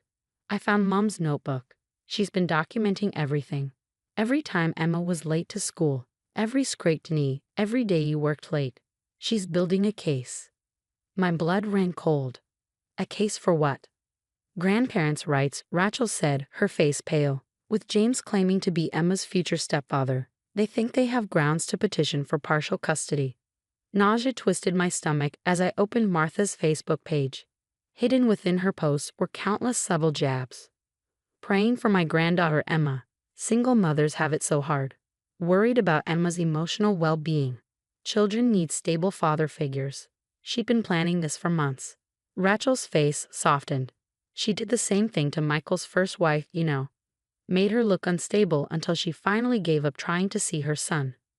The pieces fell into place. My marriage to Michael, the constant interference, the surprise visits, it wasn't just manipulation. It was a scheme. Martha had chosen me because I was young, successful, someone who'd look good to the courts. I wasn't just fighting for birthday memories anymore. I was fighting for our future. They're coming for Emma, I whispered, voice cracking. Not if we stop them first, Sophia said firmly, grabbing a fresh notepad. Those women James conned. They're willing to talk. And I found out he's still legally married to wife number 2. I thought of Emma, of the way Martha had been chipping away at my authority, of James thinking he could waltz into our lives and turn my daughter into a pawn. I need every scrap of evidence, I told them. Every text, every email, every social media post. If Martha wants to document my parenting, then let's show her how it's really done. Rachel squeezed my hand. Mom's hosting her annual charity brunch next weekend. Everyone who's anyone in the family will be there. A plan began forming in my mind. If Martha liked putting on shows, fine. I'd give her a performance to remember. The charity brunch was in full swing when Rachel and I entered. The country club's dining room buzzed with the chatter of family members and society elites. It was the perfect audience. Kestrel, I'm so glad you came to your senses about the engagement. Martha rushed over, pulling James along. Everyone's been asking about the wedding plans. Oh, I have an announcement about that, I replied, glancing at Rachel. She nodded, dimming her lights as a projector screen descended from the ceiling. What's this? Martha's smile faltered. A very special presentation. I clicked the remote. Suddenly, James's mugshot filled the screen. Everyone meet James Mitchell, or is it Henderson now? Hard to keep track with all the name changes. 3 fraud convictions, 2 ongoing lawsuits, and my personal favorite, a current marriage license. His? What? Martha's face went white. That would be to me. A woman strode into the room, a designer handbag swinging at her side. Hi, honey, miss me. James stumbled backward. Sarah. Thanks for the tip about my husband's whereabouts, she nodded at me. The divorce lawyer says the fraud charges are a slam dunk. Martha tried to regain control. There must be some mistake. Like the mistakes you made with Michael's first wife? I clicked to the next slide. Or the custody battle you orchestrated. Or these posts defaming my parenting. I was protecting Emma. By traumatizing her. I asked. By making her afraid of her own birthday. An older woman stood up, Martha's sister. Is this true? Like what you did to my daughter-in-law? The room erupted. Years of Martha's lies and manipulation unraveled as more family members connected the dots. "You told me Janet abandoned her son," a cousin said. "So that's why Claire left town." As James tried to slink toward the exit, two uniformed officers blocked his path. "Sir, we have some questions about those fraud charges." 6 months later, Emma and I stood in our backyard, hanging decorations for her half-birthday party. Her therapist had suggested reclaiming birthdays with happy memories, just us and real friends this time. Rachel and Sophia were helping too. Since that fateful brunch, Martha's social circle had crumbled. James was facing jail time for fraud, and Sarah won everything in the divorce. And Martha? The family court judge took one look at the evidence and terminated all her rights to see Emma. I watched my daughter, healthy and happy again. Sometimes the best revenge isn't about getting even. It's about breaking free and building something better from the ashes. Emma and I, we were just getting started. What would you have done if your mother-in-law announced a fake engagement at your child's birthday? Would you expose her immediately or plan a calculated revenge like I did? Share your thoughts in the comments below.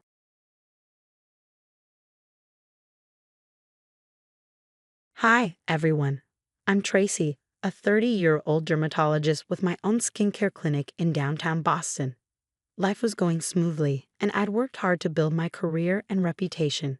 I had everything I could have hoped for: a thriving clinic, a wonderful boyfriend, and a close-knit family. Growing up, my brother Leo and I were inseparable. We were best friends, always supporting each other. So when he met someone special, I couldn't have been happier for him. "Tracy, you're the best sister ever. Sarah is going to love you," Leo assured me with a grin when he first told me about his girlfriend. And when I met Sarah, she seemed sweet and eager to connect. "Oh my God, your skin is literally perfect. You have to tell me all your secrets," she gushed. I didn't think much of it at the time, but perhaps I should have noticed the slight edge behind her enthusiasm. My clinic was booming, and I had recently started sharing skincare tips online. One evening, James, my boyfriend and biggest supporter, handed me my phone with a grin. "Babe, you just hit 100K followers. We should celebrate," he said, pulling me into a hug. Later that night, he proposed, making the moment even more perfect. But after Leo and Sarah's wedding, things began to change. At their reception, Sarah accidentally spilled red wine on my white dress. "Oh, I'm so clumsy. Let me help clean that," she offered, but her dabbing only made the stain worse. Soon after, Sarah pushed me to hire her friend Rachel, insisting she'd be perfect for my clinic's admin work. Against my instincts, I agreed. Rachel turned out to be far from helpful. One morning, she assured me my schedule was clear, only for 3 clients to show up. All with supposedly confirmed appointments. My clinic was my sanctuary, and I found peace in my meticulous skincare routine. Double cleansing, toning, serums, and a special French moisturizer. My patients noticed. "Your skin is literally glowing." They'd say, booking extra consultations just to learn my secrets. One night over dinner, James suggested, "You should launch a skincare line. Your followers would love it." I had been toying with the idea, and I was thrilled to discuss it.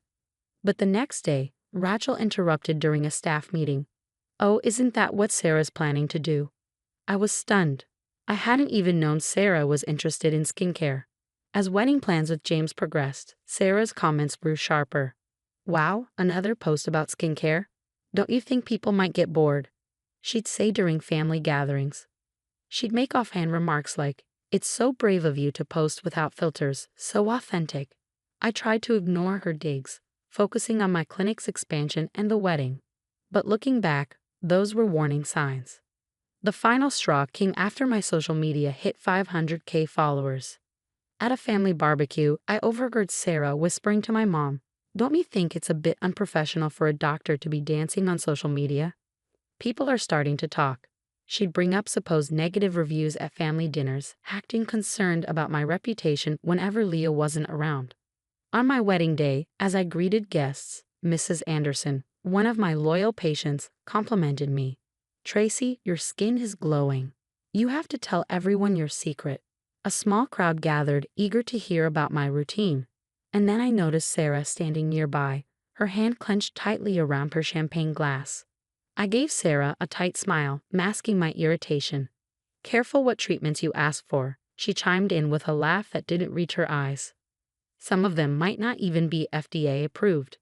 3 days after the wedding, I woke up to a nightmare. My skin was burning, red and swollen, covered in angry welts.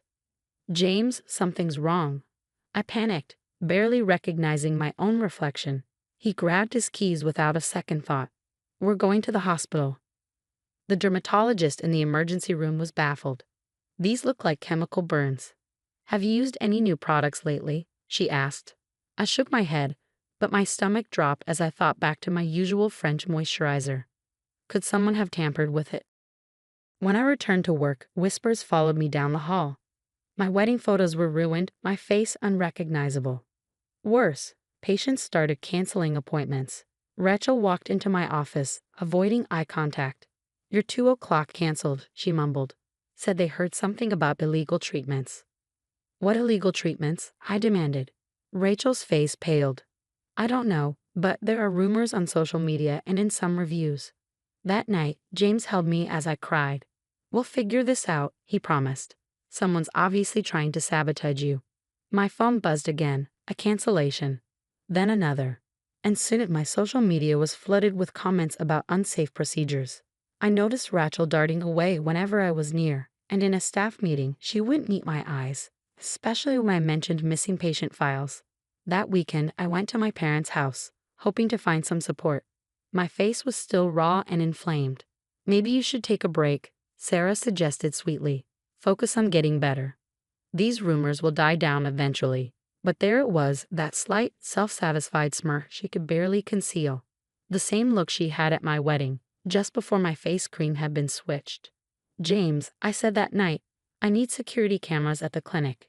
And it's time we looked into Sarah and Rachel. By Friday, the cameras were up, and by Monday, I had the footage I needed. At 7 a.m., Rachel could be seen sneaking into my office, copying patient files and photographing confidential documents. I pulled up the video on my laptop and called her in.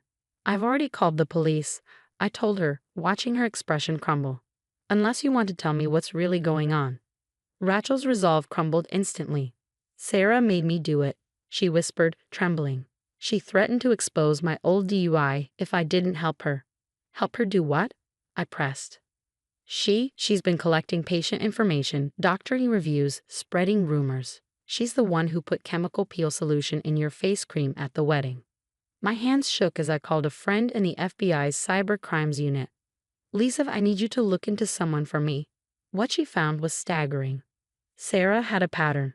3 cities, 3 different names, each time targeting a successful woman and leaving her reputation in shambles. A boutique owner in Miami, a real estate agent in Chicago, both left financially and professionally devastated. Lisa's investigation turned up even more. She's been siphoning money from Leo's business, small amounts over time, adding up to nearly $200,000. I confronted Rachel again, demanding to see everything. She handed over her phone, which held screenshots of Sarah's messages orchestrating each act of sabotage, photos of her tampering with my products, and even a video of her sneering. Karma's coming for that perfect little face. When I showed Leo the evidence, he went pale. The missing funds. I thought it was a software error, he whispered, devastated. At the next family dinner, Sarah tried her usual games. I heard more disturbing things about Tracy's clinic, she started, her tone laced with false concern. Like what, Sarah? I cut in smoothly. The lies you've been spreading. Or should we discuss the money you stole from Leo? She froze, eyes wide. I don't know what you're talking about. Then let's ask Jennifer, the boutique owner from Miami. She's actually in town. Want to say hello? Sarah's face went pale as she stumbled back, nearly knocking over her wine glass. Leo's voice was ice cold. Save it. The FBI has already confirmed everything. My phone buzzed just then with another message, another victim of Sarah's schemes, ready to come forward. One by one, more messages flooded in from women who had fallen prey to her malicious plots. You really should have checked if any of your past victims were in my patient database, I told her as she backed away from the table, stunned. Turns out, successful women talk to each other. And I watched, relieved and empowered, as they led Sarah away in handcuffs, her designer handbag replaced by an orange jumpsuit. Rachel's testimony about the fraud was the final nail in Sarah's coffin. Your Honor, the prosecutor declared, we have clear evidence of embezzlement totaling over $800,000 across multiple businesses, including her husband's company. In a matter of days, Sarah's beauty blog imploded. Brand after brand announced, we are terminating all sponsorships, effective immediately. Leo's words during their jail visit were simple but final. I want a divorce. The psychological evaluation results were eye-opening, confirming what so many of us had suspected. That evening, my phone buzzed with a message from Jennifer, the Miami boutique owner. Support group meeting tonight. 20 of Sarah's victims and counting. At the meeting, I looked around at the women Sarah had hurt. You know what's beautiful? I said to them, watching karma work in real time. My skin had healed just in time for my rescheduled wedding. This time, when I walked down the aisle, my glow was all natural. I now pronounce you husband and wife, the minister declared, and as James and I kissed, our guests cheered. 6 months later, my clinic had expanded to 3 new locations. Patients would come up to me, inspired. Your story gave me the courage to speak out about my own toxic sister-in-law. They'd say, at the National Beauty and Wellness Convention, I spoke to a packed audience. Success is the best revenge, I told them, but karma? Karma's free. A guard later told me that Sarah had watched my speech on the Recreation Room TV, her carefully constructed facade finally cracking. Breaking news, the TV anchor announced celebrity dermatologist Tracy launches groundbreaking skincare line with pre-orders exceeding 1 million units. In her cell, Sarah read the newspaper, her face a mask of disbelief as she saw the headline. Fraud scheme mastermind faces 15 years. No more luxury creams where she was going. You've started a movement, James said as we celebrated the launch of my 4th clinic. Those support group meetings had been helping so many people. Leo had found love again too, this time with someone genuine. At their wedding, I raised a toast to real relationships built on love, not lies. Footage of Sarah tampering with my face cream became part of a documentary on identifying toxic behavior. If I can help even one person recognize the signs, I told the filmmaker, then every scar was worth it. Last I heard, Sarah had been denied parole. Apparently, she showed no genuine remorse, her manipulative tendencies still on full display. As for me, I'm too busy living my best life to think of her much. My skincare empire continues to grow, and every product label includes a reminder, your success is your sweetest revenge. Sarah thought she was destroying me, but in the end she taught me the most valuable lesson of all. Toxic people are life's way of showing you exactly who you're not meant to be. So, what would you do if someone close to your family tried to destroy you and had a history of hurting others? Would you expose them immediately, or would you gather evidence first? Let me know in the comments.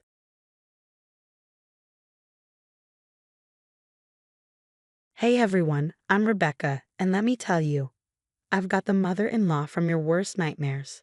I grew up with just my mom, Deborah, who worked 2 jobs to put me through college.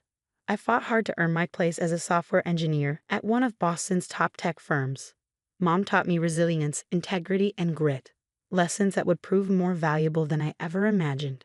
I met James Blackwood at a tech conference last year. He was charming, sharp, and not your typical trust fund guy. You actually get it. I laughed on our first coffee date, amazed that he understood coding architecture. And you stay awake through market analysis, he shot back with a grin. We were swept up in a whirlwind of weekend trips, late-night talks, and dreams about the future.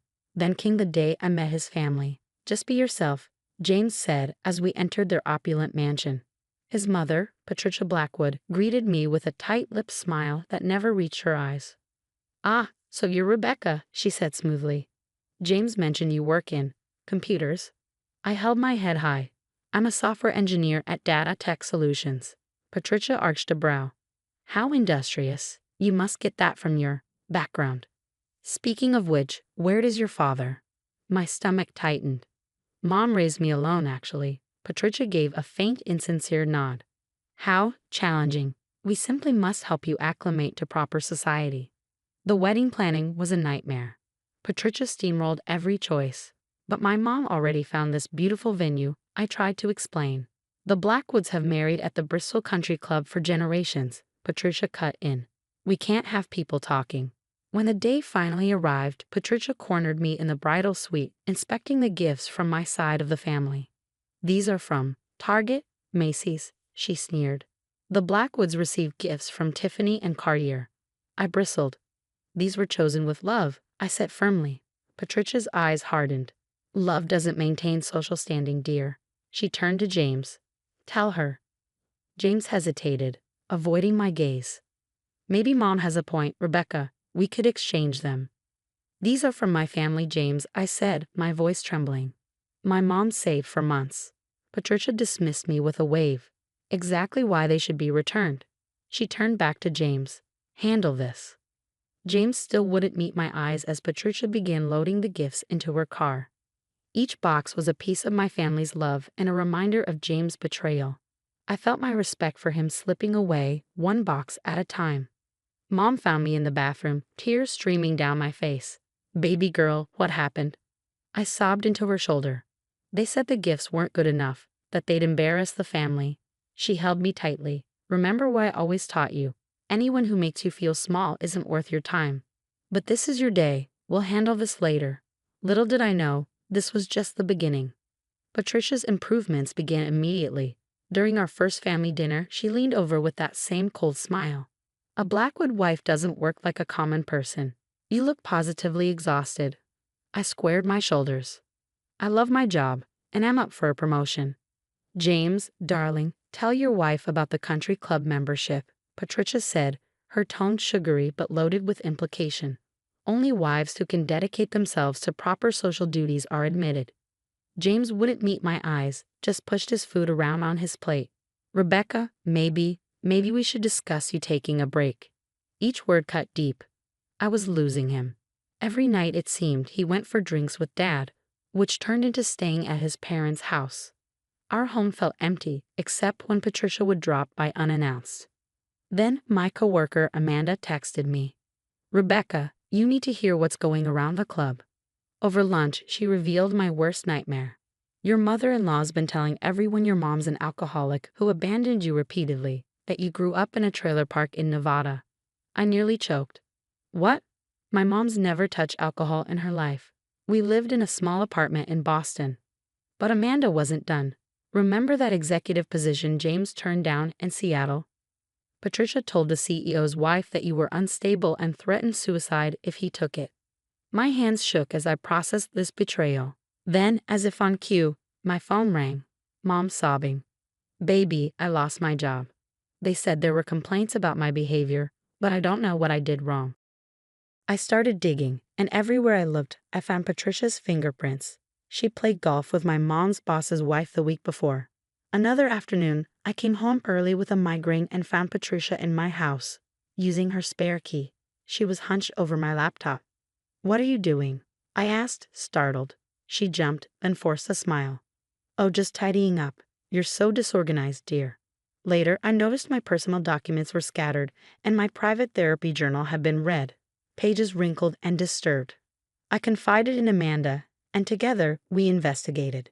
Through an old contact, we tracked down Sharon, James's sister, who had moved across the country.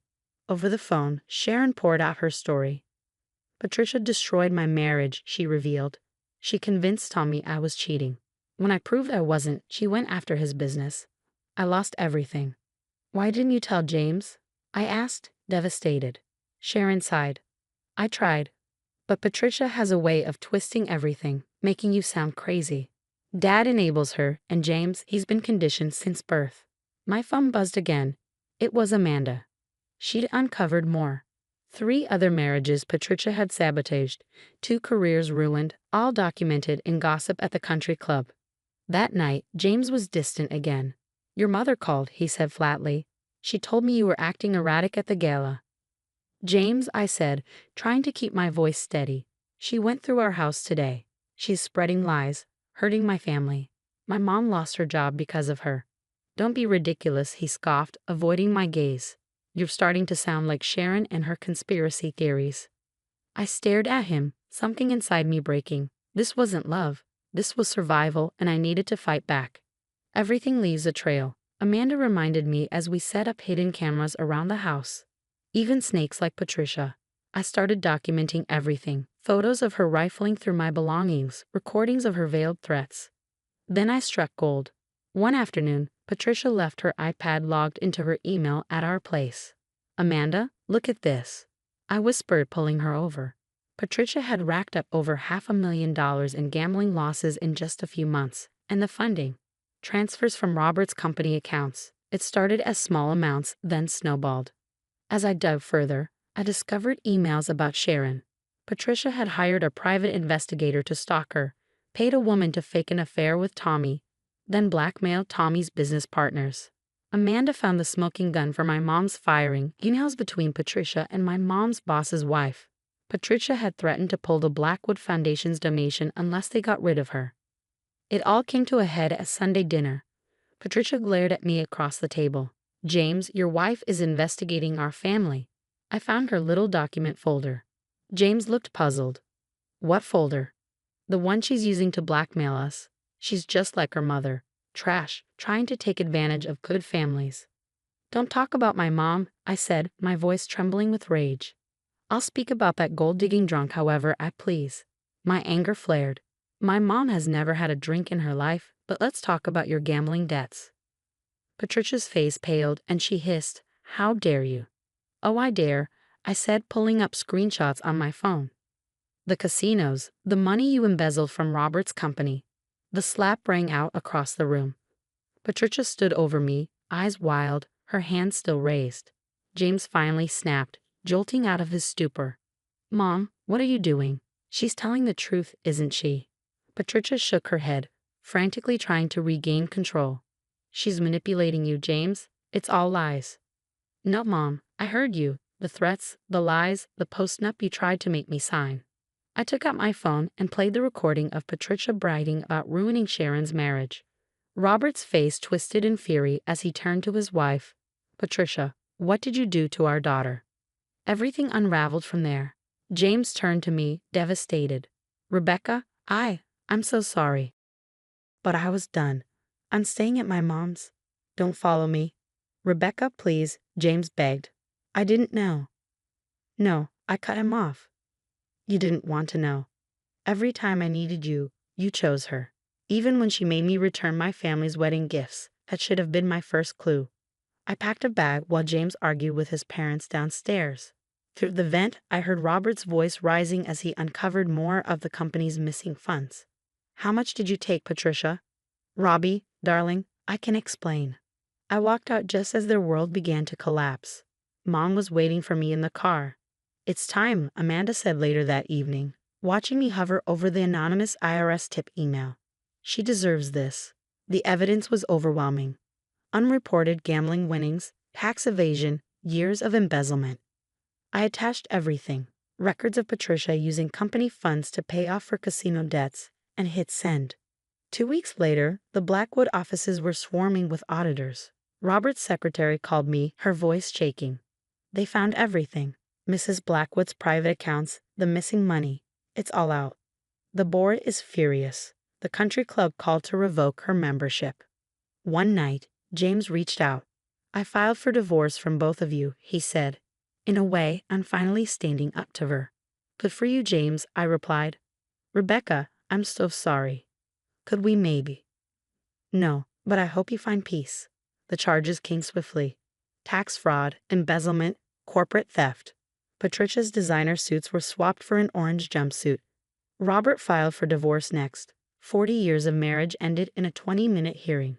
Outside the courthouse, he found me. "She ruined everything," he admitted, his voice heavy. "Sharon's coming home. We're all in therapy now. I'm sorry for what we put you through." Meanwhile, my life was blooming. Dad of Tech promoted me to senior engineer, placing me in charge of a major project. "We always knew you were brilliant," my boss said. "Now, everyone else does too." Mom's wrongful termination lawsuit settled nicely. Her former company practically threw money at her to avoid the scandal. Karma, at its finest. 3 years later, I was boarding a flight to Paris with Mom and Amanda when a text from James came through. "Mom's out of prison, working at Walmart. She wants to apologize." As I looked out over Paris, Mom raised her glass. "To my daughter, who never let anyone dim her light." My phone buzzed again. Another text from James. She's really different now, Rebecca.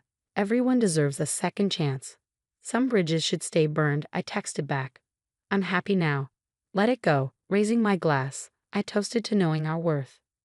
Mom squeezed my hand, and I felt how far we'd come. From that crying bride forced to return her family's cherished gifts, I was now here, stronger, happier, and free from those who thought they could break us. Some would call it revenge. I call it justice.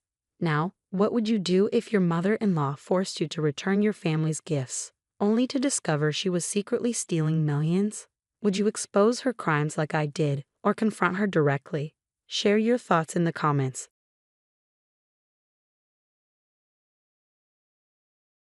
Hi everyone, I'm Maria, and you won't believe the nightmare my perfect romance turned into. But let's start from the beginning. 8 months ago, my life was exactly where I wanted it. At 28, I had climbed my way up to marketing executive at Thompson & Gray in Chicago. Coming from a middle-class family in Milwaukee, I put myself through college and built my career from scratch. Fashion was my escape, and I worked hard to afford the designer pieces I loved. One Friday evening, my best friend and coworker Sarah dragged me away from a proposal I'd been staring at for hours. "Burl, you need to stop staring at that proposal and come to happy hour," she insisted. "That new wine bar downtown is calling our names." And that's where I met James Cooper. Tall, charming, and successful as a pharmaceutical sales manager, he literally bumped into me at the bar, spilling my wine. "Let me buy you another, and maybe dinner to make up for it," he said with an easy smile. One dinner turned into 8 magical months. James was everything I dreamed of: attentive, romantic, and utterly captivated by me. When he proposed at the top of the Hancock building, I didn't hesitate for a second. "You're going to be a wonderful addition to our family," his mother Patricia gushed when I first met her. Patricia lived in a mansion in Lake Forest. She was clearly from old money. Her husband Michael was quieter, kind but reserved, and James's sister Victoria seemed distant. "Don't worry about the wedding planning, dear," Patricia said, patting my hand. "I know all the best vendors." And that's when things started to shift.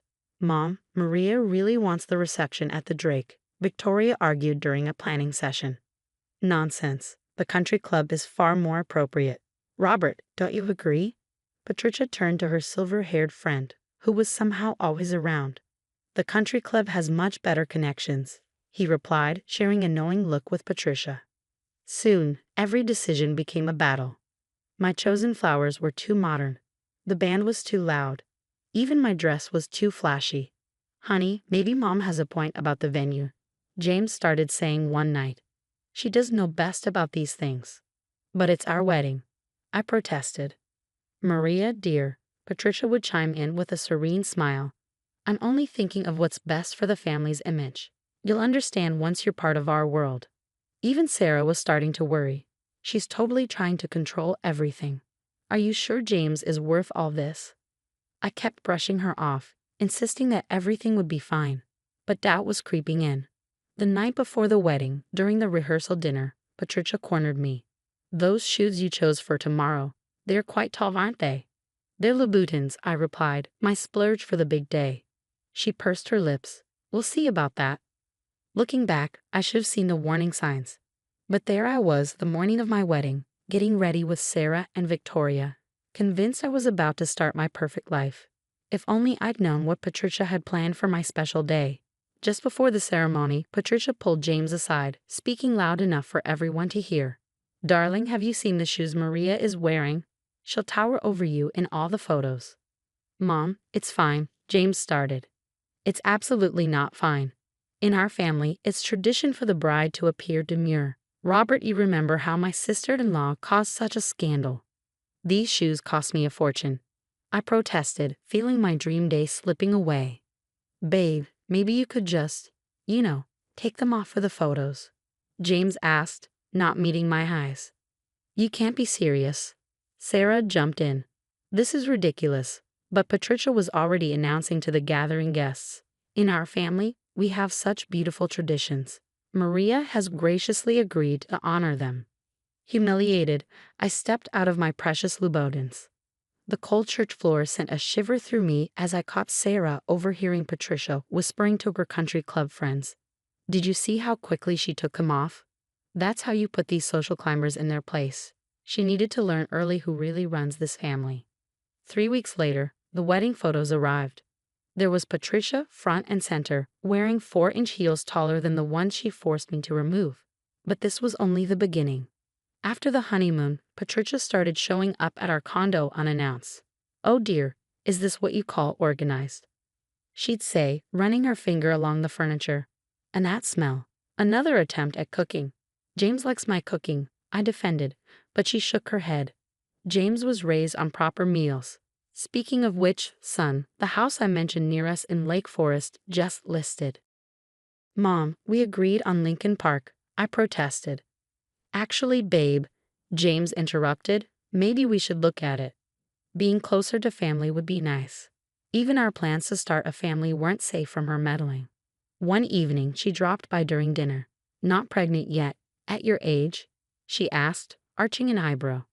"Perhaps it's for the best. Your career keeps you so busy, but James always wanted to be a young father."